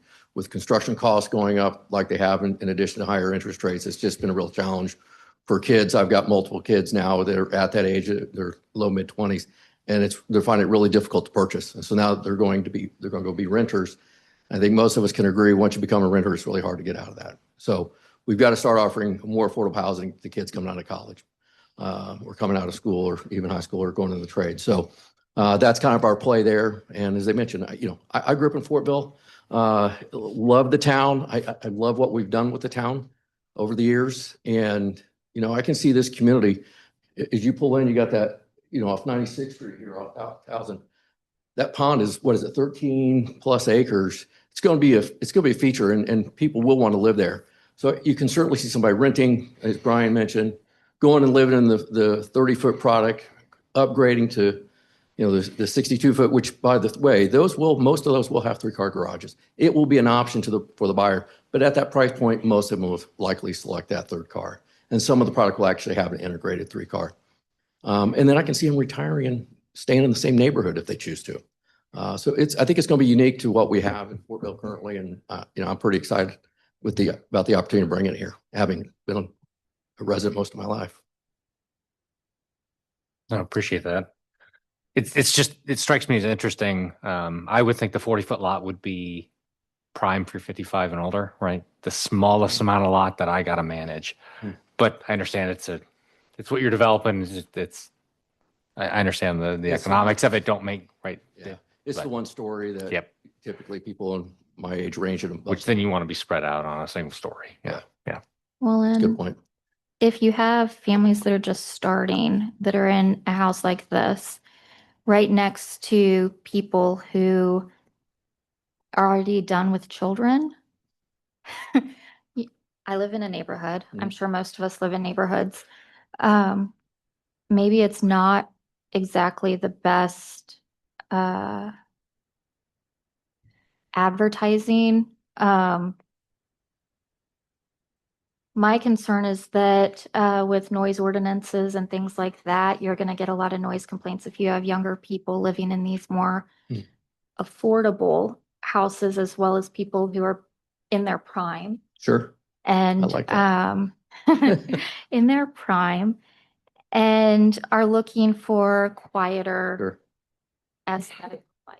Yeah, this is not age restricted, right? So it's not exclusive to that 55 plus buyer. We just believe that that's likely one of the buyers that will be selecting those ranch homes on those home sites. I think each of those products will have some diversity to it. I think you'll find some 55 plus buying those on those 40-foot lots. Likely be a ranch plan available there and those lots as well. Might be a little more affordable, and they may choose to be there. Maybe they live here half the year and they snowbird half the year in Florida. And again, the ranch plans will be attractive. My first house was a ranch plan. So I can see people starting out with the ranches too. So we're not excluding certainly any age bracket with any of these products. It's just when we look at marketing and the most likely buyer for each of these products, that's kind of how it lines out. Do you have data on whether it be the average new home or the average home sale in the area, and what, that $400,000 average sale price for your affordable model, how that stacks up to the current market in Hancock County, in this township, in the region? We could certainly get that data to you. Yeah. I'd just be curious. I mean, I know house prices are rising. It strikes me as challenging to digest the concept that we're going to, we got to tighten this lot so that we can make this affordable, and that affordable is $400,000 average sale price. Yeah. Yeah, I have some follow-up questions. I agree with you. It's a little mind-boggling. That's where we are today. But that is the challenge of the market today. It is affordable housing, and a smaller home site is one of the ways we can get there. Can you tell me the approximate cost range you're looking at for your townhomes? Because we went over the reserve, the landing, the estates. We said the apartments are starting at 500 square feet and going up, but we didn't talk. The one thing that was brought up is 2,000 a month for the apartments. So I'm just wondering, is that 2,000 a month for a 500 square foot apartment? No. Okay. Be at the higher end, it'd be a 2 or 3 bedroom apartment. The townhomes target price range there would be 350, 375 on average. Okay. I guess, well, let's start with the easy questions. When you say there's a trail in there as well as concrete sidewalks, are we talking about like an HMA trail? Hot mix overlay? That would be on the exterior, right? Okay. And then it would be concrete sidewalks on the interior. All right. You already answered the question about the price range for each tier. Sorry to interject, Brittany, just to clarify on that. So the trail that leads to and from the clubhouse area, that's not a trail, that's just a sidewalk. No, there's That's trails. also Okay. trail, sorry. Okay. Yep. Okay. So we are developing this land, and I would consider these pricey homes. I understand that change comes, gentrification occurs, but this is going to also price locals out who are existing and current residents. I know we want to draw people in, like not saying no to drawing people in. We need that for our community to continue expanding and growing. But I'm trying to see how this improves the area for existing and current residents as well. I live in a very large house. My house is like 3,500 square feet. I could not justify these prices, even for the square footage size of my house. And it was bought, 10 years ago when interest rates were better, market construction costs were much lower. But where are the cost estimates coming from? You keep referencing market rate, but the majority of people I know who are in the market couldn't afford a house of this cost for like the down payment and stuff just to even get in the door. Yeah. They could maintain the mortgage payment, but they couldn't even get their foot in the door to the house. Yeah, I think that's a great question. Love to have that conversation because it's a conversation we could spend hours and discuss, and the challenges to it, right? And it's happening at every level. Legislators are also talking about these challenges today. And what I would say is, fortunately, you bought 10 years ago, and 10 years ago since then, we've had a lot of appreciation. And so a lot of these this much, I would love to sell my house for, $500,000-$600,000, but that's not happening. And so, but what we have seen is there are a number of people that have seen a great deal of appreciation in their home, and they're looking to, maybe it's a similar size home, but they want a sense of community. Maybe they live in a home that doesn't have these type of amenities or this type of setting, and or they live, you know, in a school district that they really don't care for that school district anymore. They want to be in the Mount Vernon School District, and we know that's happening a lot. I didn't live in the school district yet. I sent my kids to Mount Vernon because I appreciate the school district here, right? So there's a lot of people that want to be here. And so I think I can see a lot of people that live in Fishers, live in Carmel, live in Westfield. They're going to sell their home there where they've had a lot of appreciation and equity in their property and be able to purchase these homes. I think there's a lot of people in Fortville that have experienced a lot of appreciation as well. I've seen some of the sales prices here, and from when I grew up here, I'm blown away by what the sales prices are. So I think there's some equity there too. And that's just because we've built such a vibrant downtown that's really helped some of the values. You know, not everybody's going to be able to do it, and we understand that. Wish that we could offer even more affordable housing than what we're proposing. It's just construction costs today just doesn't allow us to do that. So I guess my final suggestion is if we do come back next month, I would really like to see your cost estimate in comparison to the market value. Just maybe get it to us a few days ahead of time. I don't Yeah. know, is that possible, Adam? We'll pull some data together in terms of, you know, what the market here is doing and, you know, at similar square footages. I just also think you'll don't want find to typically, inundate our market or saturate it with things that people aren't going to want to pursue. I think it's a great idea. Don't get me wrong. I love this. It looks like somewhere that I'd like to live, but appreciate that. I think you could also just look to our neighbor in McCordsville. You're seeing very similar housing there. Okay. And pretty good pace in terms of sales in McCordsville. So, and that's our neighbor, same school system, same type of amenities. And so I think we can expect we can do the same here. Thank you. Any other questions for the petitioner at this time? Yeah, you guys good? Okay. Joe? Zach? Did we lose Zach?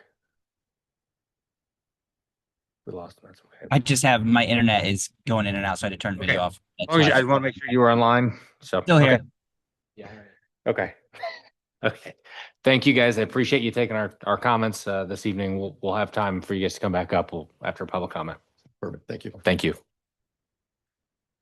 Thank you. Appreciate it. All right. We now have time in our agenda for public comment.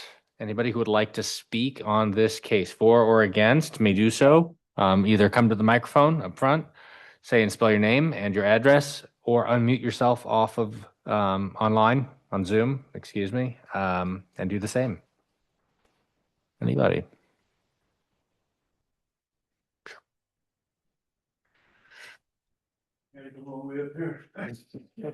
A long walk. Really, most of my concern was about. Apologies. Could we have your name and your address, please? My name is Bill Effinger. I'm at 3429 West 1000 North. I'm to the east. Okay. Okay. At one time, I just want to bring a little background. At one time, me and my ex, we owned what Wright owns now, gym and everything. And I was just really concerned about how far and how much the property was going to go over. I saw now that it's taken up Petty's field. Are the utilities going to be brought down in front on the south side of 96? Utilities on the south side. Yeah, the water. I'm gonna- sanitary storms, because they're going to go right through my front yard. We will. I'm taking note of your questions. We'll make sure we get these answered. Yeah. One way or the other. Got the sidewalk going into Yeah. Fortville at one time now or something? Is that house? Do you know when that? So I believe the way it's currently done is it's parcel by parcel. So with this parcel being developed, the sidewalk will be built. And then as parcels develop, each parcel is responsible for their own sidewalk in front. It's a requirement for new development. Is that correct, Adam? Did I say that appropriately? Okay. So it would not be something that would be mandated onto you at your property as you're currently situated. One thing I would like to bring up though is, 40 years. I've seen Fortville from when there were no houses out there. And I'm concerned, one, about crime, speeding, noise, like Miss Layton brought up. It's already getting pretty strange out there, And I was just concerned about as far as the cameras going up and everything, I appreciated that, but, the main thing, I appreciate them not being tract homes or necessarily ranch homes. So I would think that Fortville would want to be concerned about quality as opposed to quantity. If you want to be, and you're the purveyors of their integrity here, the council, if you really want to be like the Northeast Zionsville, that's what I think it has to do, is be integrity of Fortville itself. You know, don't try to bring all this quantity in, trying to make bucks, because it's about what the Fortville all stood for, in the older days. Mm. And that's it. Okay. I've got several questions here we'll work to get answers on tonight. I will mention, I think when we talk about noise, speed, lighting, those things I think we'll contemplate if when we get to concept plans, we'll get into, if we need a traffic impact study, what the lighting plan will look like, those types of things. So there'll be a follow-up public hearing to discuss kind of the real fine details of what the layout will look like. And so I would encourage you to kind of keep following this, and should this move forward, then we'll get into some of those real nitty-gritty details on what does that look like, what does traffic look like in the area, how do we manage speed, because Fortville is responsible for 96th Street south and east, or is it north and is it Hamilton County, or is it it's Hamilton? Okay, then it's not us. Okay, makes it easy. Okay. And he said that Hamilton County has the speeding as far as that goes, as far as on 96. Is that true? Yep. You're getting a thumbs up from Joe back there. So Police car in my pocket. It's getting crazy out there, wrecks all the time, and it's people been killed there. And I think that's one. Cynthia, this it's now a four-way stop, right? It's four-way now. It's four-way now, and I think one thing with Shoulders are narrow though. with development, we would likely bring speed down, like we've done on Fortville Pike. There would be, as things develop, speed limit would probably come down from 55 to something like 40. Yeah, something, So- visual, so you don't pull out of your driveway and get T-boned, Right. Well, going for correct a me. ham sandwich, something. Correct me if I'm wrong, but they're already preparing for a future expansion renewal of the 96th Street corridor in that area, correct? Some point. Yeah. They're putting in a roundabout. Fishers is very soon, the next few months, I believe, putting in a roundabout. At that location? Mhm. Yeah. Oh. They just moved Yeah. to utilities. Okay. Well, that'll help the intersection.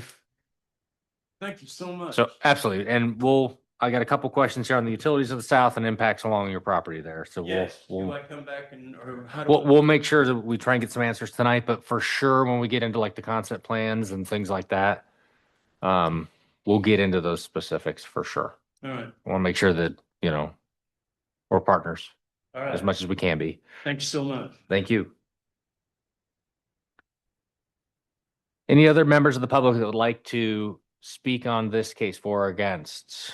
Can either unmute or come to the front. On Zoom? Okay. Well, we've got an opportunity for you all to come back up if you've got, actually, before that, we've got opportunity for government officials. I'm seeing a shaking of the head, no. Joe, I might ask you a quick question, if you could come up. Utilities, are we going to run those? I assume you might be able to answer that question real quick for us. I think you were prepared to answer. Oh, sorry. Joe Renner, Town Manager and Street Utility Superintendent. The utilities, looks like we're running the water and sewer behind the houses, south of those houses. Is that correct?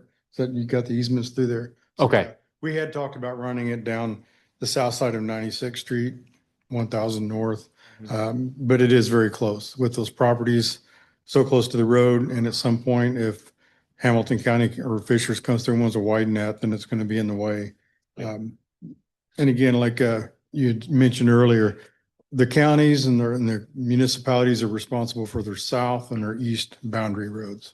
Yeah. So it's either Hamilton County or Fishers, whoever is on the north North side side. controls that road, whether it be the speeds, the ordinances on the speed limits and the trails. If the trail gets extended, in front of somebody's home, that'll be Hamilton County or Fishers doing that. Okay. And then 400 West will be under the control of McCordsville. To the east. That works out nicely. It is. So quick clarification. Yeah.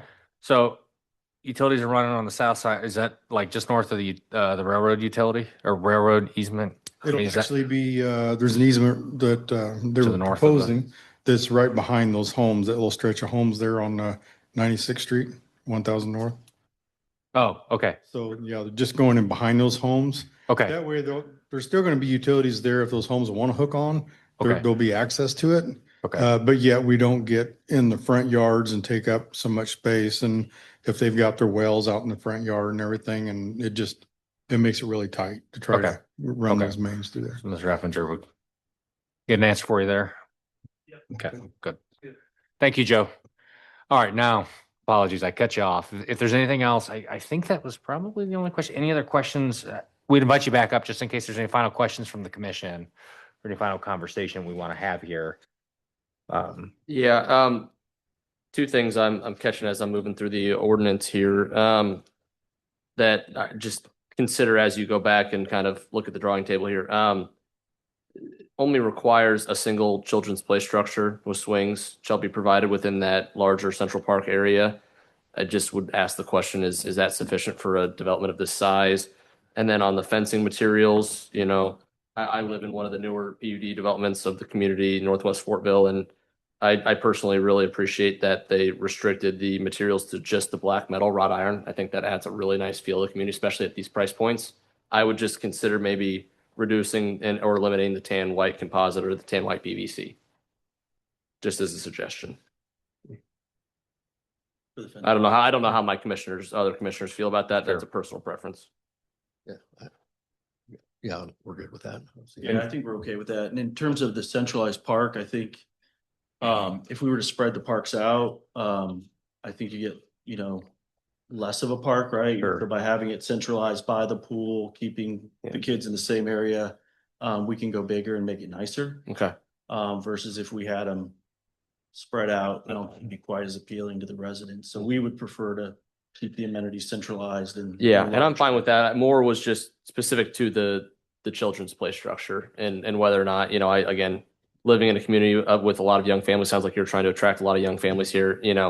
If 4 or 5 families show up concurrently to the park, it's full.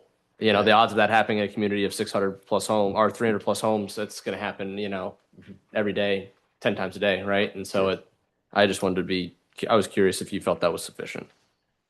And I would echo that. We would certainly do something substantial that would Yeah. be Okay. consistent with the size of the community. Yeah. Yeah, there's nothing about this development that we're going to do on the cheap, so to Yeah. speak. It's going to be appropriate for the size of the community. I think that's strong just because, so I live right in town here, right? And I see a lot of folks. I've got young kids. I got a 3-year-old and a 5-year-old. We spend a lot of time at the parks. Yeah. for And sure. so if we've got a lot of those tighter lots, you don't have as much yard to play in. And so folks navigate to those play spaces. So as long as that's substantial, I think and that builds that sense of community because now you're seeing your friends and your neighbors and everything kind of collecting together. Agreed. Or my driveway, as we call it. I have one last thing.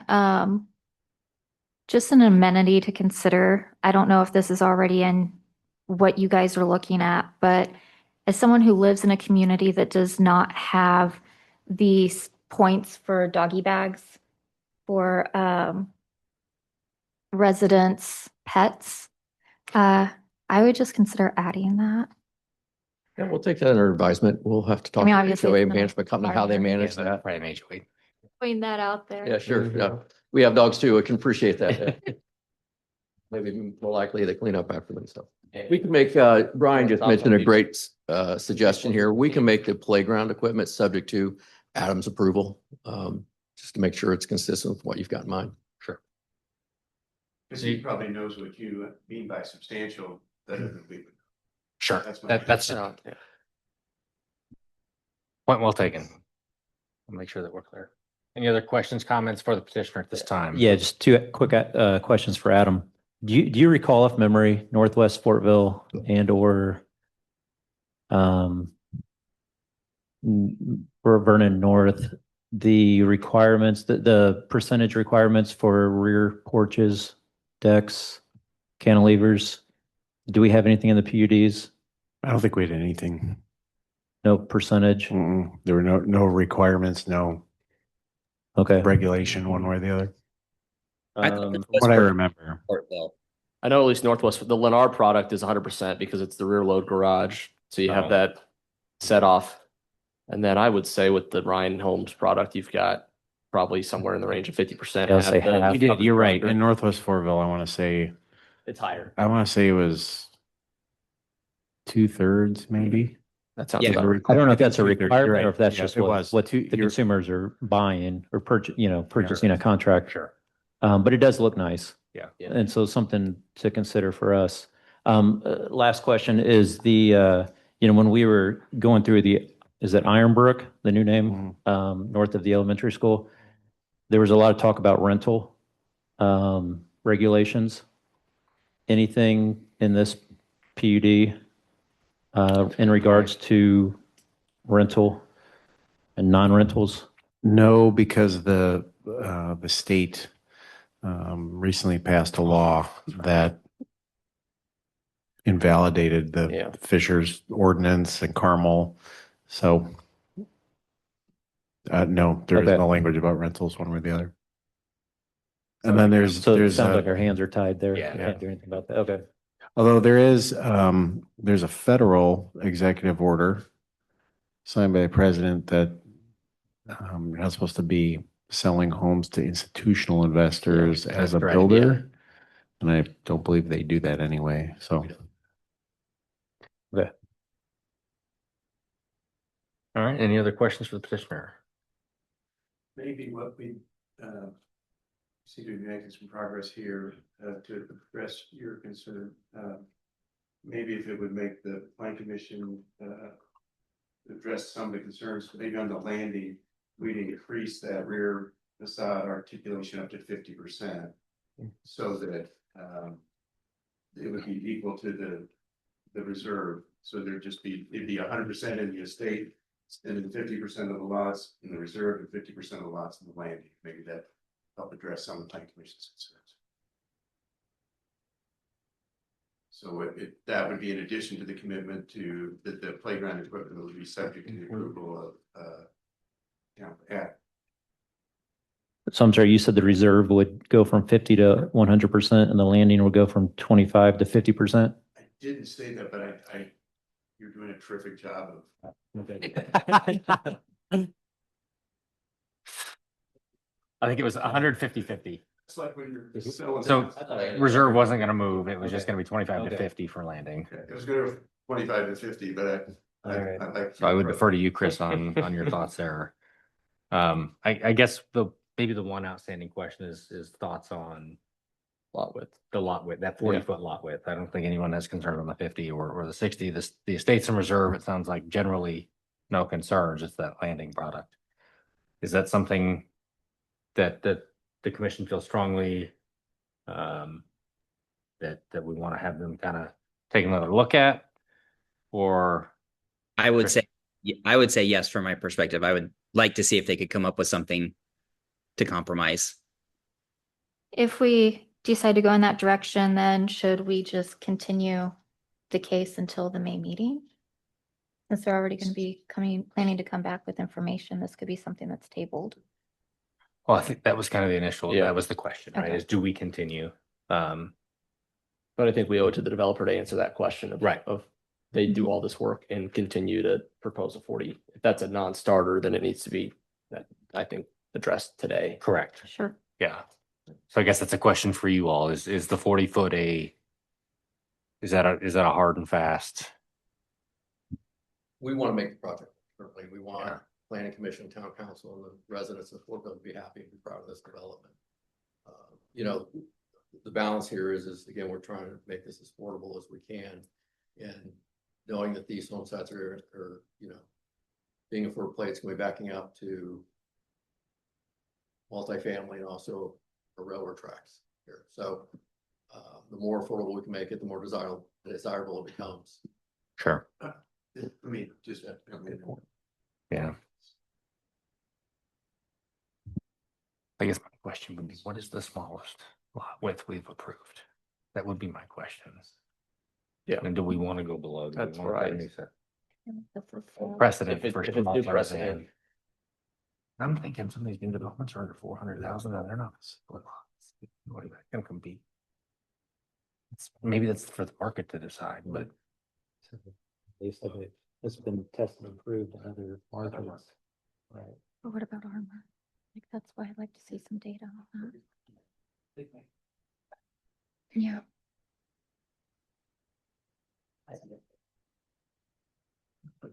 Maybe folks, No. in the interest of trying to keep on track here, just thinking out loud. What if we made these 45s instead of 40s with a 6-foot side yard setback, so you'd get 12. And we'd limit the 40s with the 10-foot separation, 5 and 5, just into this area, and we'd make that a commitment as part of our development. you're now mixing you got more. It'd be the same product. Yeah, we'll lose a few lots, I'm sure. Right, yeah. Yeah. But these would be 45s minimum in this area down here, Lakefield Landings would be 40 minimums. And these up here would have 6-foot setbacks rather than 5 on each side. So you'd have North Lakefield Landing and South Lakefield Landing. Exactly, yeah. But the homes would be the same, they'd just be. Same product, it's just a little bit more space on the wall. And so maybe in an effort to work that out, we'd offer that as another commitment. Is there any way to do the south with 6-foot setbacks so we keep because I think, would this be the precedent for 5-foot setbacks that we would want to stay away from on that south side? I think he was saying 6-foot on part, but only 5-foot on the bottom. And would this be the only place in town that has 5-foot setbacks? Don't know the answer. That's probably an Adam question. No, it's not. It's not. Well, wherever we've provided variances, have we done it? Have we done it New via beauty. BUD or Yeah, Northwest Fortville for their alley loaded product. the alley load is Yeah. 5 foot? Okay. Yeah. Yeah. So now we've got some variety. Yeah, I think, As then the market will ultimately dictate. yeah.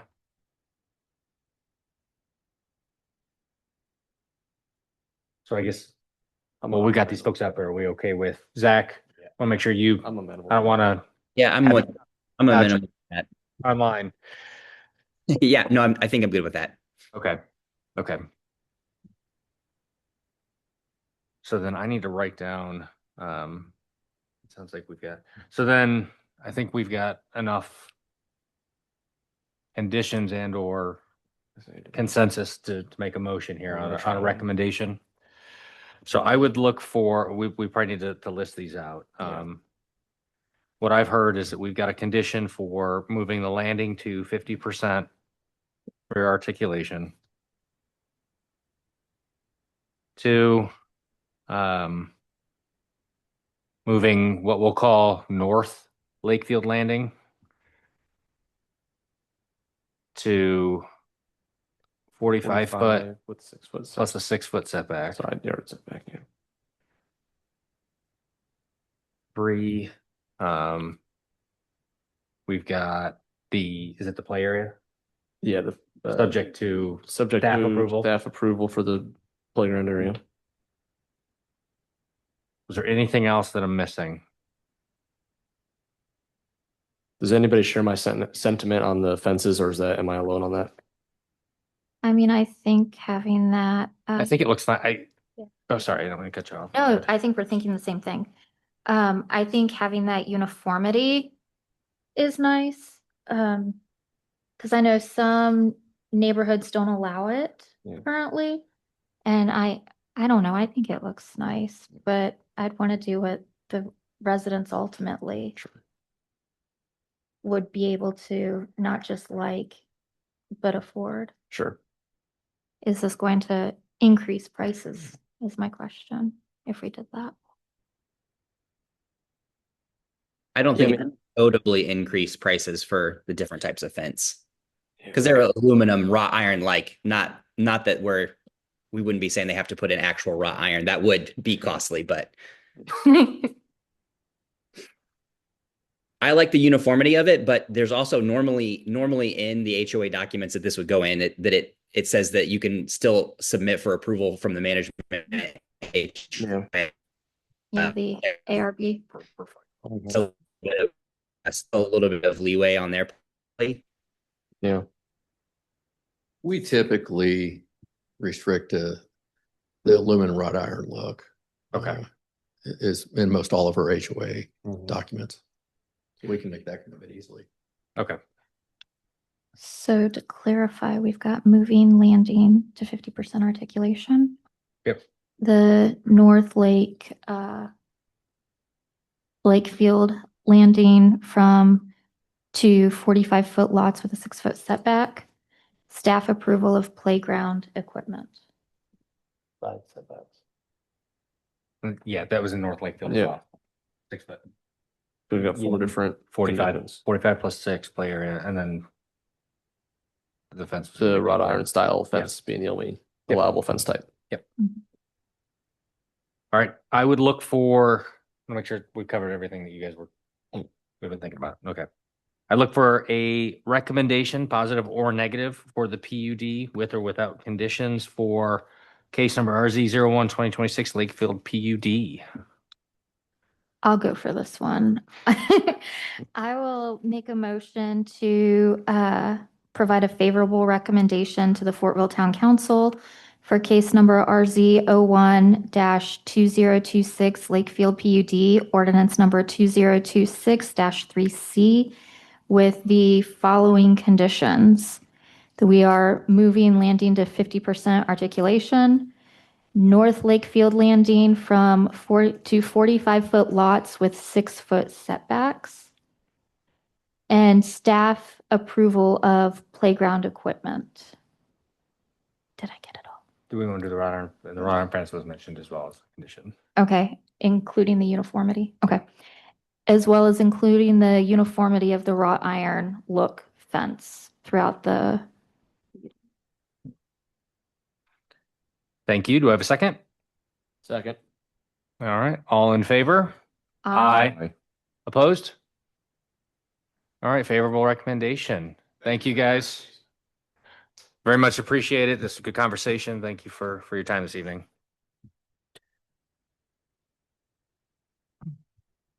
Okay, moving on to our second case. Case number STP 01 2026 Madison Trace. Commission to consider approval of concept plans, site plan, landscaping, lighting, building elevations for the proposed Madison Trace multifamily development on approximately 14 acres south of East Broadway Street, north of West 1000 North Garden Street, and west of the proposed South Madison Boulevard. With that, Adam, if you would please walk us through the staff report. Thank you. I'm going to run you through it. Yeah. No. Thanks. Oh, What'd you say? I'm going to run you through it. That's We'll do it. great. We'll do it efficient. All right. Let's see here. Let's Bear with do me it. 1 second.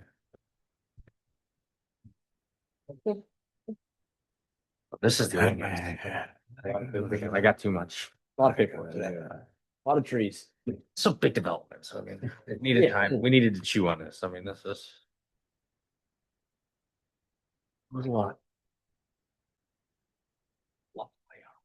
They did Oh, a nice job. The look. I love the central ponds, the larger combined ponds. Yeah. Okay.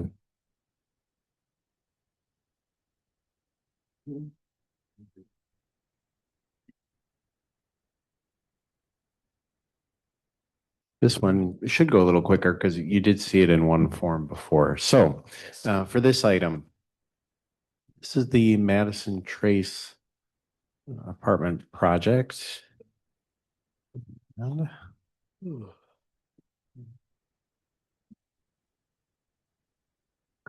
Okay, so the applicant, SC Bodner Company, they're seeking approval of the concept plans, site plan, landscape, lighting, building elevations.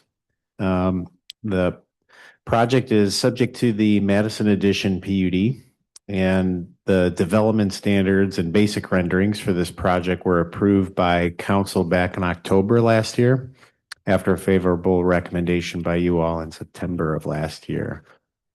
So just as a refresher as to where we're at in the development process and the review process of this project, think of it as being broken into three different phases. The first phase, zoning, is done. That's approved. The second one is what we're looking at tonight, the concept plan approval. And you're asked with looking at, does it conform with the PUD? And this needs plan commission approval only, no council review.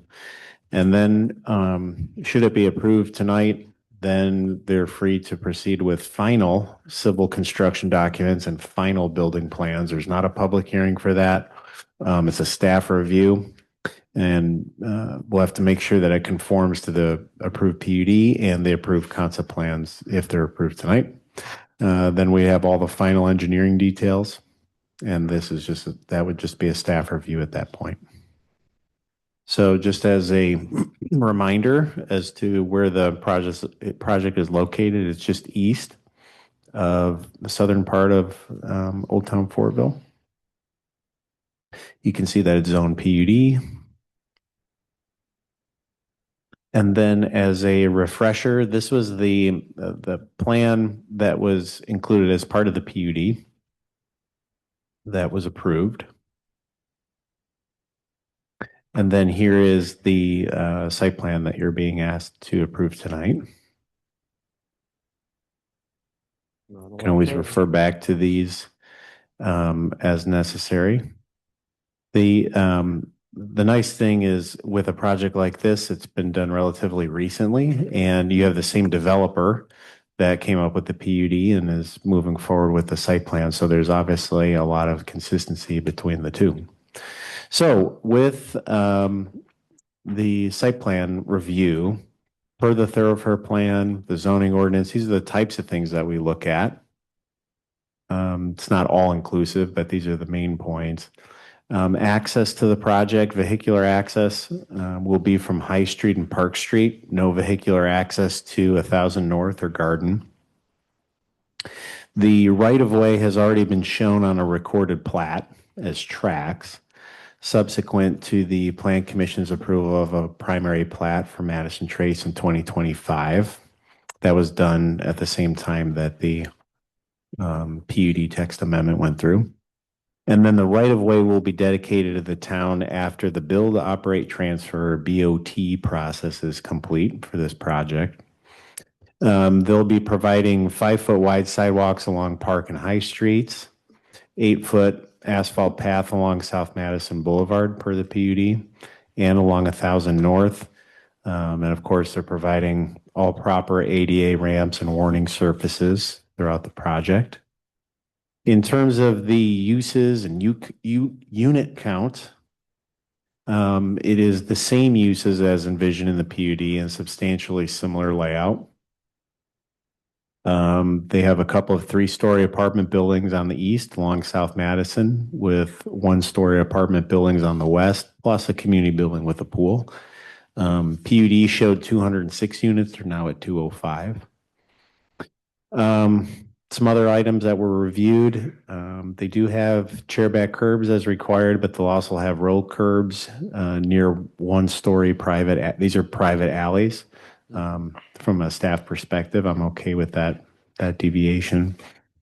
The one question that I did have in the review is they only have one trash location to serve the entire site. It's a compactor, but will this be enough?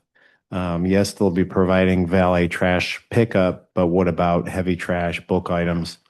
Some of that comes from just experience living in apartments over the years, as I'm sure some of you have done when you were younger. For parking, what's required per the PUD is minimum 1.5 spaces per dwelling unit. It says that the parking requirement may be satisfied through a mix of garage parking, one-story units, and surface parking. So they're required to have 308 spaces, including ADA, and they've got 335, including the ADA. In terms of drainage, of course, they're providing ponds and storm sewers, and those will ultimately outfall into illegal drains. So the final plan will be reviewed by the county surveyor's office as part of the final civil construction plans. Moving on to the landscape. You can see on the actual landscape plan that was provided, they've given a breakdown of how it meets the PUD in terms of numbers and location. So it's definitely a well-landscaped area. They are providing parking lot landscape islands. They've got trees and shrubs, plus the parking lot landscape screening. That trash compactor that I mentioned, that'll be enclosed, it'll be landscaped. They've got buffer yards with landscaping, and as I mentioned, they've got the calcs on the plan set. In terms of lighting, all lights are to be pointed downward, full cutoff. One question that I had during the review is parking lot lights are provided in the south parking lot, but they were not showing them in the north. There's a 20-foot max height per the zoning ordinance, but those cut sheets were not provided. You can see the lighting plan and the photometrics. And then moving on to these were the PUD renderings of the elevations. And then these were the elevations that are formally for your approval here tonight. Same thing with the one-story product. This was in the PUD. And then the full set is printed in your packet, and you have those via email. So in terms of those building elevations, it's essentially identical to what was presented in the PUD. Correct materials and building height per the PUD. Now I've requested shutters on the single windows, the non-mold windows, in order to enhance visual interest. So it would look something like this if you were to approve it. In terms of community response, no letters of remonstrance received on this specific site plan, landscape elevations, lighting. However, if you'll remember, there was some public remonstrance during the PUD review.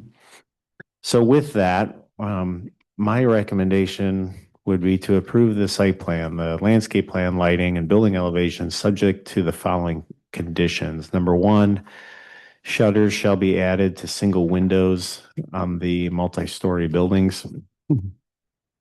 Number two, a second trash compactor or dumpster shall be located on the north side of the project. And then number three, parking lot lights shall be provided in the northern parking area, and all exterior lighting cut sheets shall be provided for staff review and approval.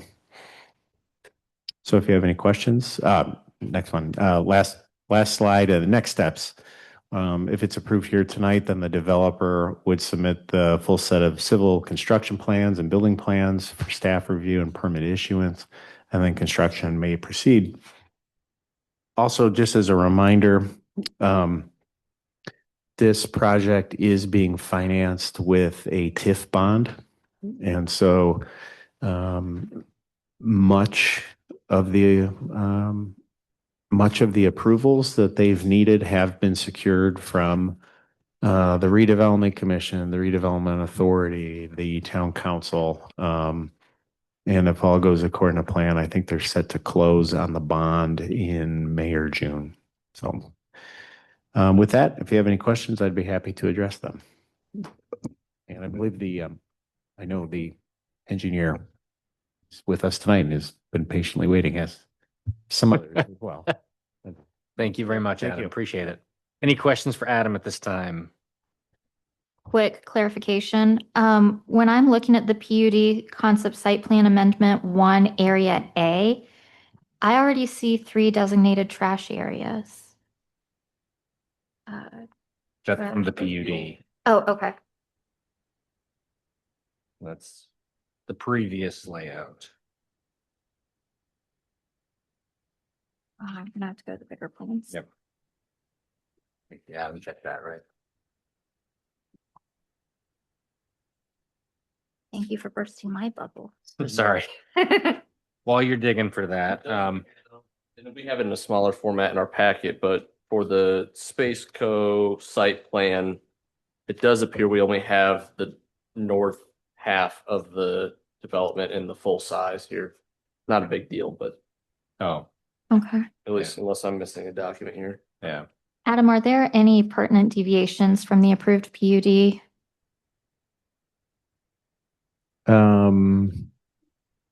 No. Any other questions for Adam? Yeah, you're only requesting shutters on the multi-story building, correct? Not the one Correct. story.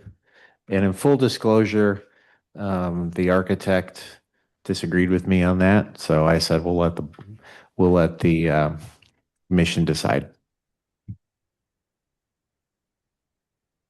I would have to say I agree with that.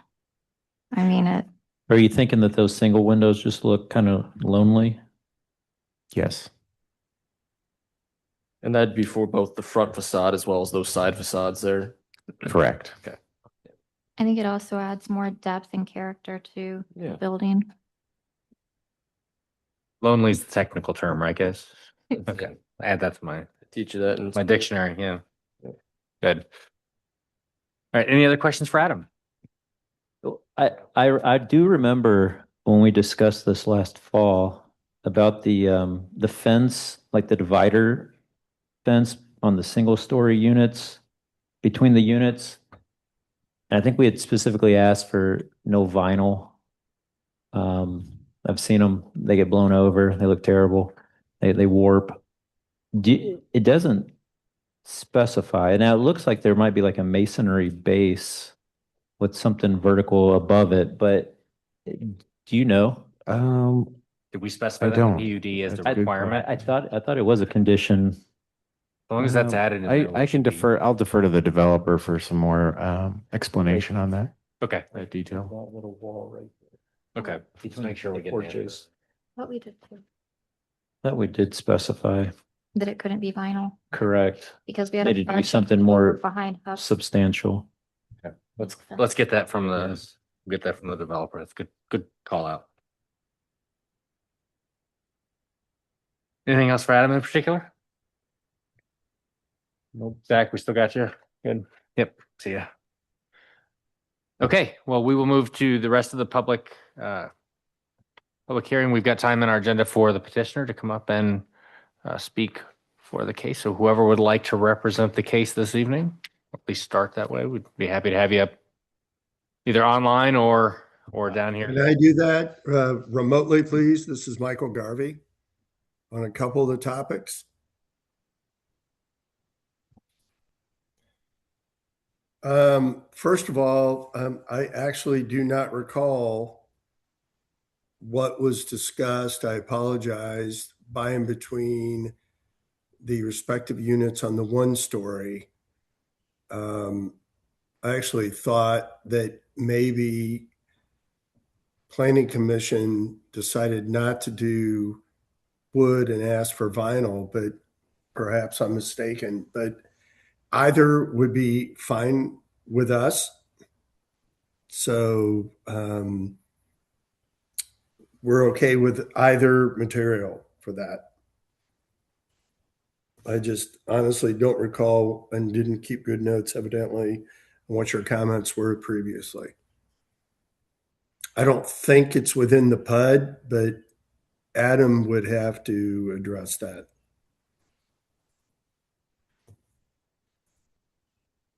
Yeah, I don't recall. I don't think it's in there. Okay. I don't have it, unfortunately. Okay. Secondly, on the trash compactor, we build this size and larger projects, as do all our contemporaries, and they all use typically one compactor for the reason that all Class A projects use valet trash as an amenity package.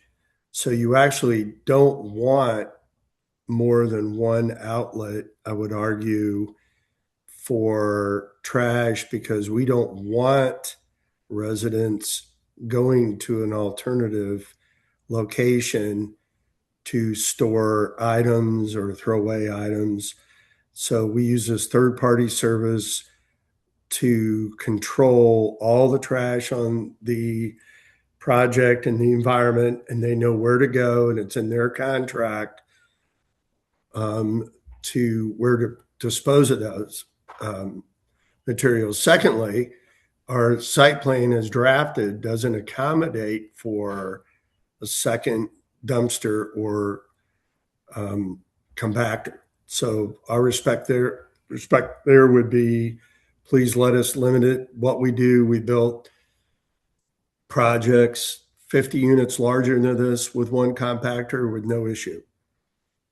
The other response would be that we think we've worked very well with the town, Adam, and staff.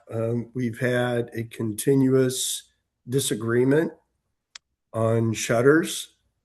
We, hired an award-winning, out-of-town, out-of-state architect to help us with this project. And they do not agree that shutters are congruent with our architectural design. And it's not a monetary thing. It's that they really, nor do we. We built thousands and thousands of units in the last 10 years and put shutters on none of them. But perhaps more of a validation would be, again, award-winning architect that believes it's incongruent with the design that we've secured on this project, which, quite frankly, we're proud of, and we hope you are proud of as well for your community. We do have the border around all these windows, which is the architectural amenity or dimension that is meant to be. And their view and ours is that we do not want to include the shutters.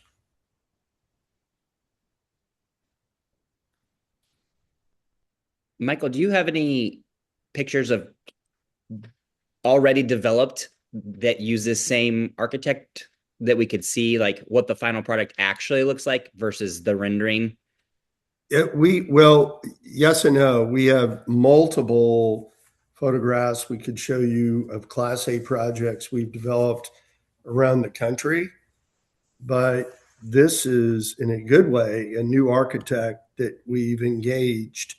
So this is actually the first project that we've worked with Roseman. Now, I'm sure that they could provide renderings of other projects that did not include, that had a fairly similar architecture that did not include shutters.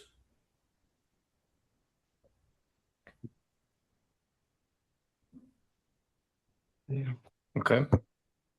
Any further questions, I should say? Thank you, Zach, for the petitioner at this time. I have a couple. I don't know exactly how pertinent this is to the trash situation, but what is the compactor's capacity?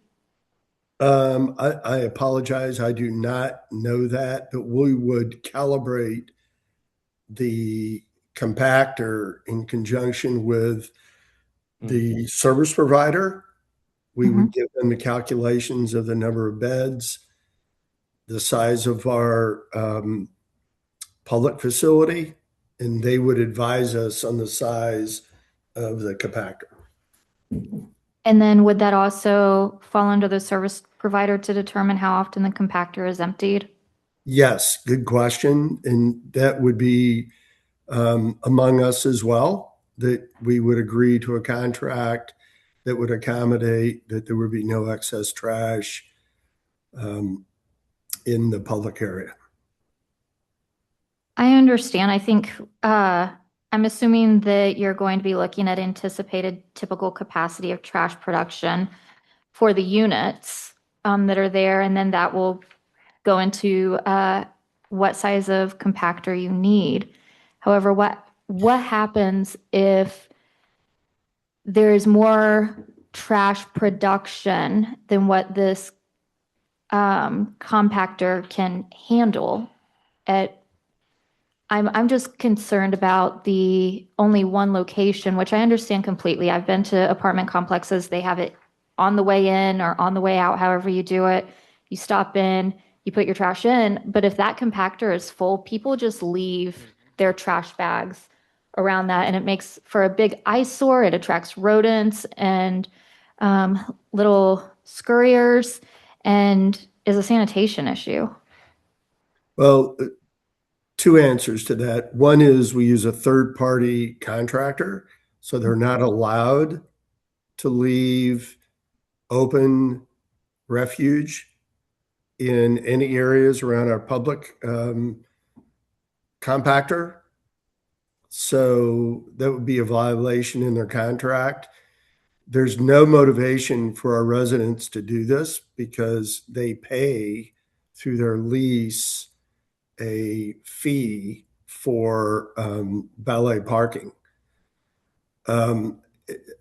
And I would suggest to you that perhaps what you've witnessed could have been trash bins rather than compactors, because compactors. You throw it in, you close it, and it crunches it down. Yes, yeah, and we've done this in very urban environments where there've been many units, mixed use, etc., all feeding into a single compactor. And the correct question was how often it gets retrieved. And so that's a measured calibration. And if it needs to be 3 or 4 days a week versus 1 or 2, we make that happen.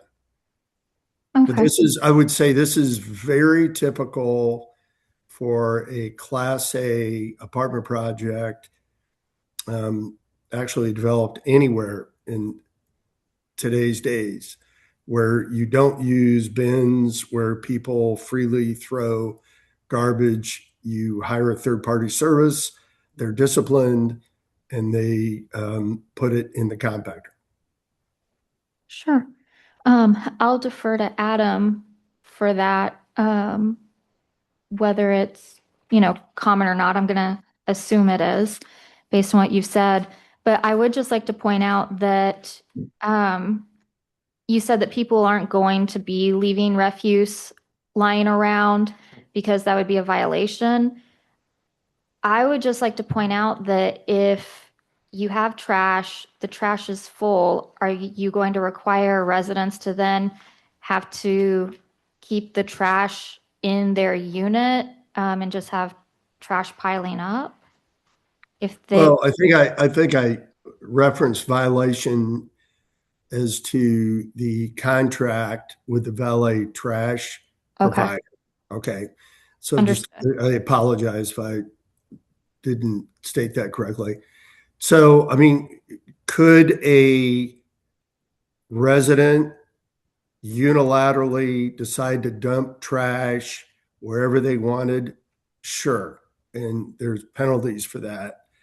But this is one reason why we use a valet trash service, because the convenience is that a resident can put out whatever their trash is in a container in the hallway, and the valet trash contractor picks that up and puts it and disposes of it in the designated area, which in this instance would be the centralized compactor. Thank you for that clarification. If I can add one thing, I'm sorry, I'm Steve Bodner. Michael looks a lot better than I do, and he dresses better than I do. But the also fact here, don't forget, we manage this property and we've done it across the country. We also have on-site managers that are in the clubhouse every day. If anything happens to address this concern and someone were to throw a sofa in the area, the managers call our vendors and it gets picked up right away. To your point, we have the same concern, we have the same identity of interest. We can't have this on our property because we have 200 residents. And if there were trash thrown across the property, it would detract from the value of what we're doing. So 100%, you're right. And to Michael's point, we've done projects half again bigger than this with one trash compactor, and it is certainly functioning well with the vendors that we have. The point being, what happens if this compactor is filled up? Again, we have an on-site manager and they call the vendor, and within 24 hours, the dumpster gets dumped, gets cleaned up. This really is a more effective way. If there are issues on the property, it localizes a trash collection in one area instead of diverts it into two. So that's the only reason. We don't really care. It's not a monetary issue. We're not trying to be argumentative in here, but we just want all the trash, if there's any, that the on-site valet trash doesn't provide, localized into one spot. Thank you. Appreciate that commentary. Thank you. Further comments, questions for the petitioner? Can you clarify that? Parking? Yeah. The lighting. Oh, if you lighting. wouldn't mind addressing that. Yeah, maybe that's. So I do want to comment on that. I don't know if there's a potential disconnect from the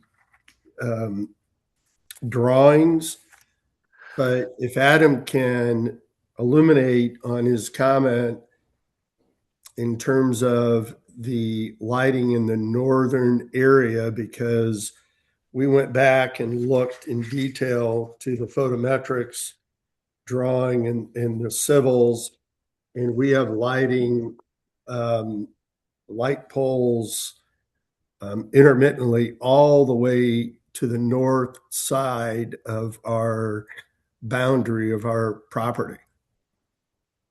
So again, it could have been a gap in drawings that Adam, when he made his comment, but Adam, if you have a specific comment, please advise, because we couldn't find a gap, in our illumination.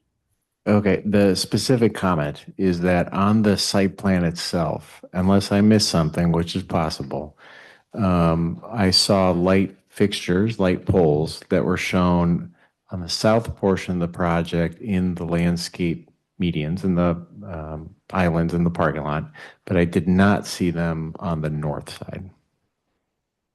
Well, I can't, I don't know if I have a blown up drawing of exactly where they are, but there are light poles all the way through the common parking area, both on the south side and the north side of the public street that borders the pickleball court.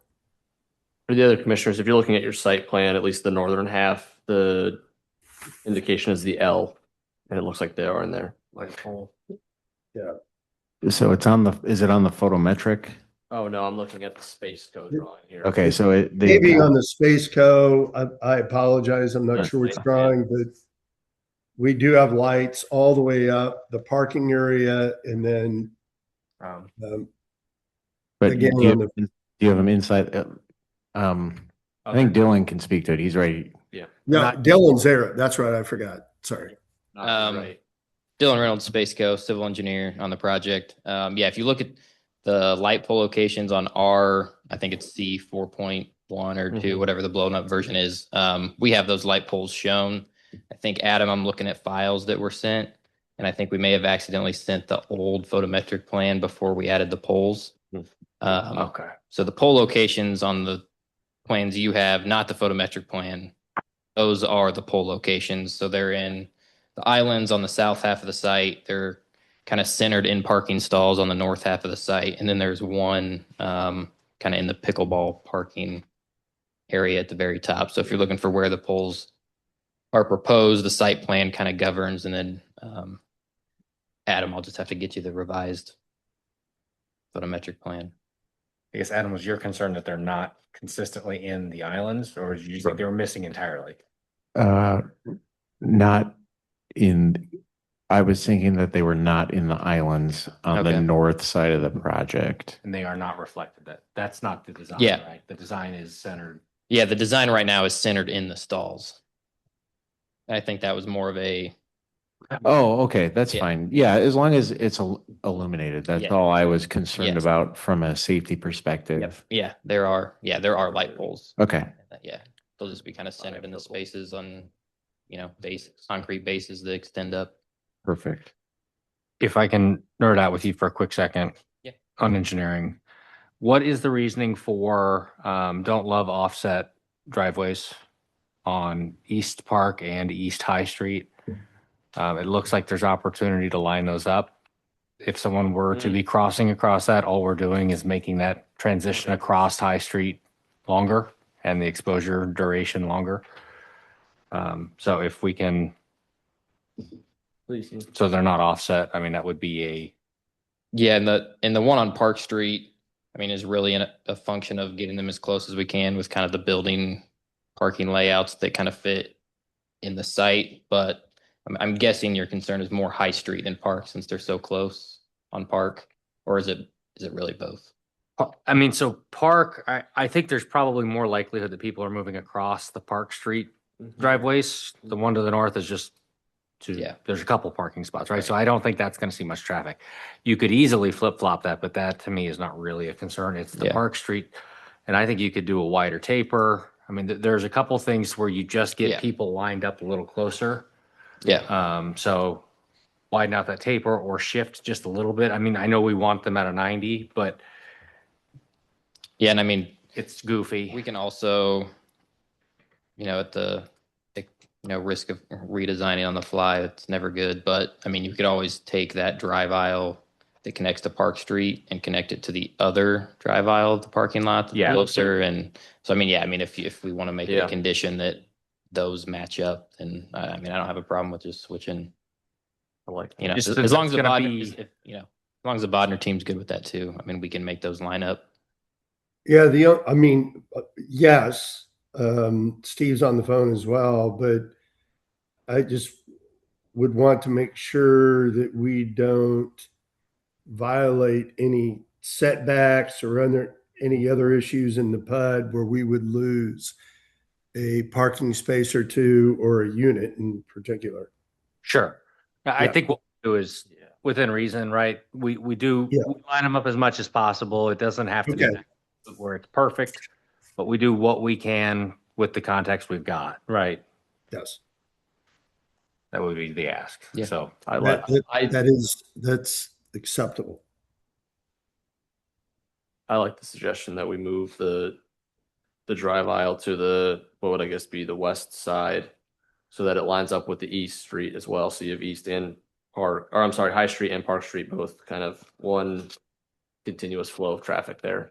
Yeah. Well, And to be honest, the only reason we have it on the other drive aisle, you don't want to cut through. Yeah. Okay. It makes you do want to dissuade. So I mean, you could even flip flop both maybe, and it lines up better to dissuade. I get that. You don't want it to be a cut through. So okay. But yeah, I think it's not a public road. It's where your folks are parking. So right. But I think we can work if I remember correctly, you have quite a few. Obviously, you want to maximize your parking spaces, but you've got some to spare from the PUD standard. Well, just taking our petitioners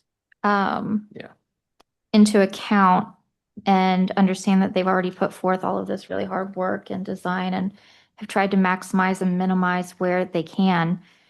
Would an appropriate commitment just be alignment of East Park Street drives where possible?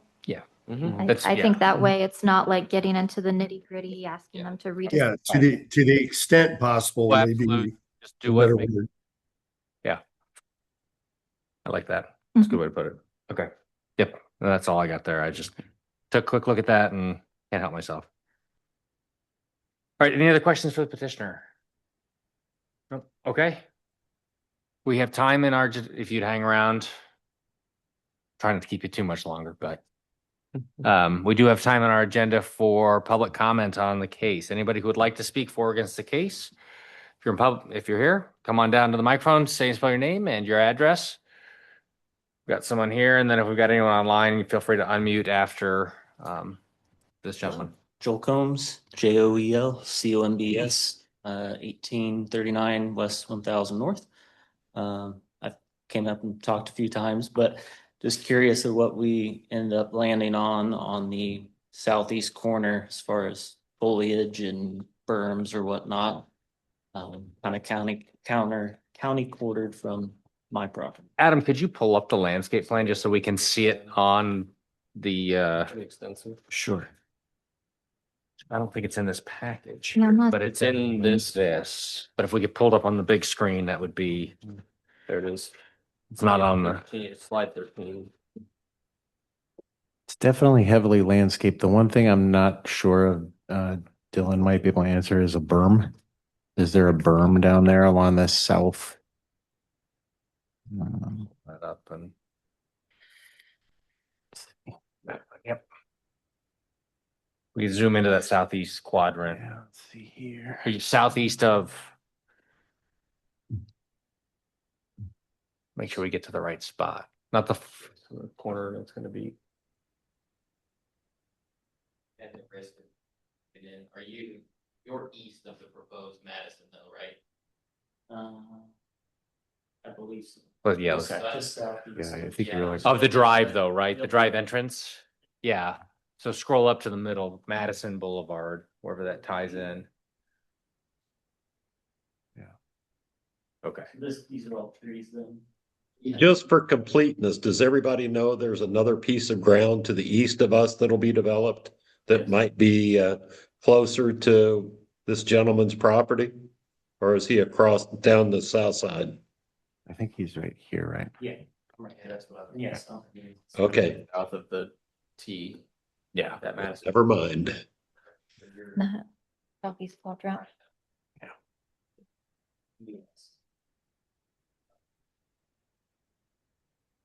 So, Dylan, is there a berm? Oh, No, just a 25-foot, obviously the planting. Okay.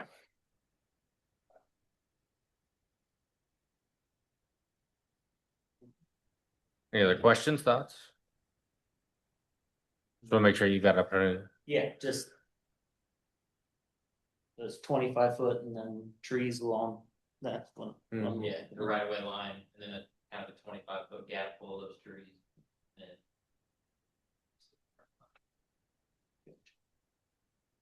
Okay, thank you.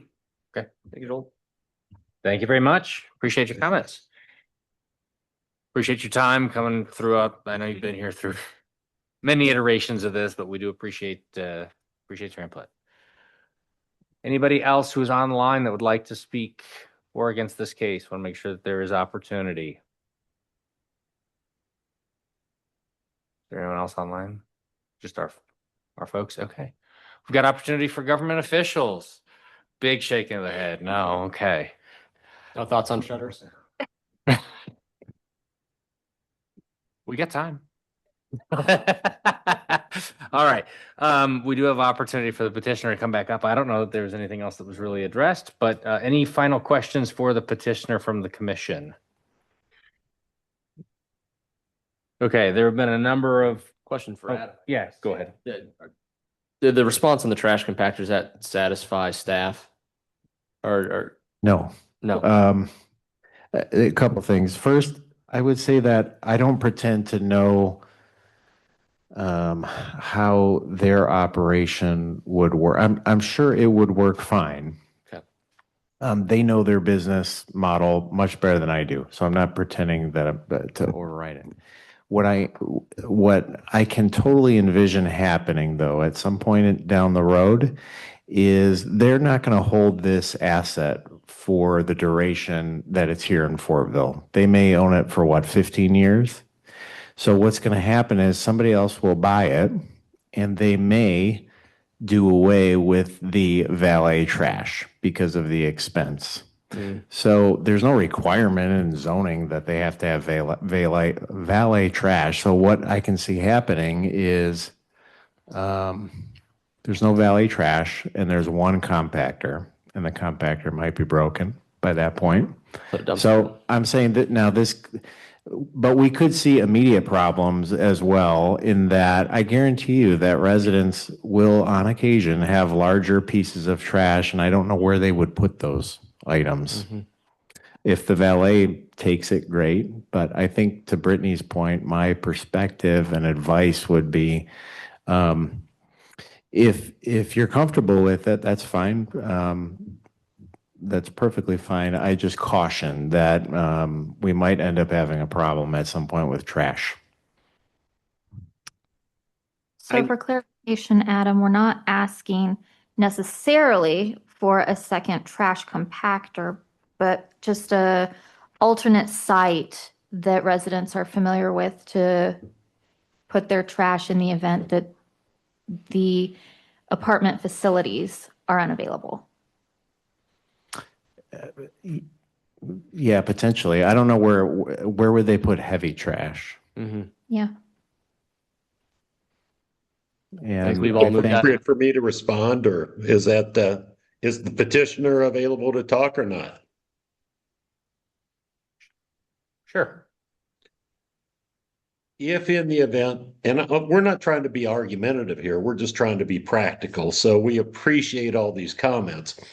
But if we sell this project sometime in the future, and that's certainly a valid point, but it's going to sell for something in the order of $60 million.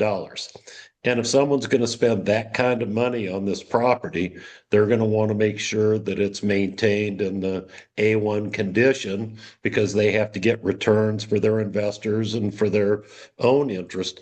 And they're not going to allow trash to be stockpiled. The practical answer is, if there are heavy trash, and it certainly happens, it's a phone call from the manager, it's a phone call from the operations people to the vendor, and they come and pick it up, because it is a valid interest to have these properties looking like they take care of themselves. It's an issue, it's a valid concern, but it's not really a practical issue on an operation on the property. If I could, if I could weigh in just real quick, just given my expertise in MDU, I would definitely not do a second site with just a dumpster, because that will just become where people in the town find they can dump big things, and it would be a big issue. And then also on if they would sell, correct me if I'm wrong, but normally they use amenity fees in their business model too, right? So there's a little bit of cash flow or a little bit of increase in money that they get from having amenities. So trash, and maybe they have internet and a couple other things in there, but it's a cash flow for their business too, to have those things in there. So most of the owners are going to want to continue to do valet trash. And then most of the places that I see, even up to like 300 units, only do one trash compactor. And I see, 30 a month that come through. So I think this is in line with what I normally see. So I didn't have any big concerns given what I see in the market. Okay. Board. That's it. I'd like to have a little bit of discussion around the Sure. current commitments and which ones are actually applicable at this point, considering we've had one potentially added too. I want to make sure that the alignment. I heard there was no issue. Well, alignment, but also there was no concern over stipulating fence material Yep. type. Yes. Got both of those. There's two. Thank you. So yeah, I guess before we get to making a motion, want to make sure that there's an alignment potentially on conditions, because there's been a number of conditions. So Can we You want- skip one and come back to it? Sure. Yeah. I do not believe that item number 2 is necessary based on the discussion we've had here. And then I think we've already seen that number 3 is already addressed. Okay. We would still want all exterior lighting cut sheets to be provided for staff review and approval, though.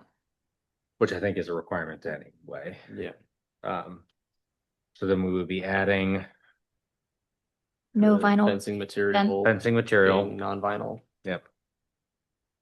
On the single story And product. then, I think we might even expand on that. On Sure. the plans, How do it you- shows masonry at the bottom. At least I've had a lot of years of looking at blueprints, and it looks like a masonry base, which I like. So I think it should be a combination of masonry and composite and or cedar. Yeah. That's stained, something that's nice looking, presentable. Okay. So would it be acceptable to just state fencing material, non-vinyl with a masonry base? Or is that too specific or not specific enough? The masonry base I like. This again is between the respective single-story units. Yes. Correct. Okay, all right, thank you. Yes, I think the non-vinyl could work as well. Okay. I just wanted to defer to your expertise. The only issue there is it could open it up for lesser expensive products, i.e. treated lumber. Mm. Does the petitioner have any concerns or problems with us specifying, So what I originally specified would be composite on top of that masonry base and or some type of cedar. hardwood. Okay, cedar. Yeah. That would be fine. And Okay, it'll thank be a composite. Cedar doesn't wear as well as the composite. All right, thank you. And then minor language on lining up the streets or Yeah. adjusting where feasible Yes. to minimize offsets. So just say minimize offsets between streets. Yeah. And then the last piece is the shutters, where Mhm. we want to land on. It sounds like there's some disagreement. And if I can just opine on that one more time, and I hate to interrupt, and shutters are a wonderful addition on a Cape Cod addition, but this is more a suburban contemporary kind of design. And again, as Michael said, this architect has done a lot of these kind of units, and he was jumping up and down with the concept of adding them. It will, contrary to the thought, the intent, it will detract from the architectural view of this building. Please don't require that. All right, appreciate that perspective. Thoughts from the group? This is not my forte, so I'm not going to be strongly opinionated. Wow. I tend to believe this isn't a material discussion. It's not a quality discussion. This isn't an architectural choice. And they seem pretty strongly in favor of keeping their design as is, and I'm inclined to trust them. Sure. And while this maybe their urban design, is this what you were saying? This is what you do commonly in your urban areas I think this is or suburban? This would be suburban type design, and this is pretty common for what we do. And again, not to speak too loudly, but I have built 12,000 of these apartment units across the country, and they've all been successful in their operation. Without a shutter in sight. And I would. That's not true. I have put need shutters to- on there, but it was on a Western type architecture, and it's been in Arkansas. In the right application, I absolutely agree with this board that shutters should be considered, but this is the wrong application for that. Just playing devil's advocate here, and I promise I won't take you too long, because we're already here very late. Yeah, Fortville has you're a right. lot I'm of- old and it's after my bedtime. It's after mine. Just for the sake of the argument, Fortville has a more conservative appeal with some of their buildings and housing with shutters and some without. Why should we go with a more modern-esque appeal? Because Fortville is known for its quaint historical charm. Just throwing that out there. I've got no stake in the game. I just want to make sure we've covered all our bases. And if I can, I speak a little more outspoken. I love Fortville. We wouldn't be investing our time and energy and development in here. If we were talking in the 1970s, I'd absolutely agree with this discussion, but that architecture and for this type of building, it's just past. It's not a current type of development. We're doing this to bring Fortville, even though it's a conservative type of community, into the modern image of design and construction. We want it to look new and well conditioned, and shutters just are not a positive addition for that goal. Okay. All right. I appreciate that perspective. I think what we should do in the interest of time and expedition is because I think there's maybe some different, I don't know if there's differing opinions. Let's put it to a vote.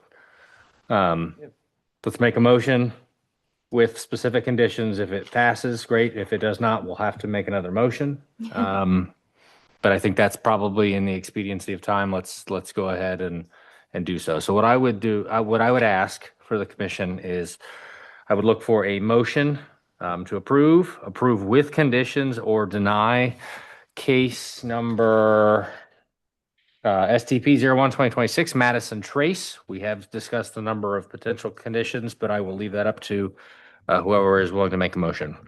I'm willing to make a motion for Madison Trace site plan, case number STP 01-2026 with the following conditions. We want to make the alignment of East Park Street drives where feasible to minimize offsets. Regarding the fencing material on the single-story units, it to be a composite and or cedar with a masonry base between those units. Also, all exterior lighting cut sheets shall be provided for staff review and approval. Did I cover all the bases? Okay. Do I have a second? Second. All right. All in favor? Aye. Aye. Any opposed? All right. Case approved. I guess let me run through this. We've got, I shouldn't just say that. Concept plan, site plan, landscaping, lighting, building elevations for proposed Madison Trace multifamily development approved with those two conditions. Thank you for Thank your you very time much. and attention. I appreciate your input and your thoughts. Well, Thank you all very much. We look forward to having you to our ribbon cutting. So thank you for participating with us. Thank you. We very much appreciate it. Looking forward to this development. All right, that closes our public hearing section of the evening. Number 6, board comments. Thank you, everyone, for sticking around. I've only got maybe 30 minutes of comments, so if you just hang with me here. No, appreciate it. Thank you, everybody, for the time this evening. Going on right on to 7, staff comments, anything? Nothing for me, but if you have any questions, happy to entertain them. We already made the continuing. Yes, and that's been continued. Yes. Thank you, Adam. Thank you, Sarah. Thank you, everybody who's here. It's been a long evening. Appreciate your time. With that, I would look for a motion to adjourn. Motion to adjourn. Second. Second. All right. Meeting adjourned at 9:30. Thank you very much, everybody. Good evening. Thanks, everybody. They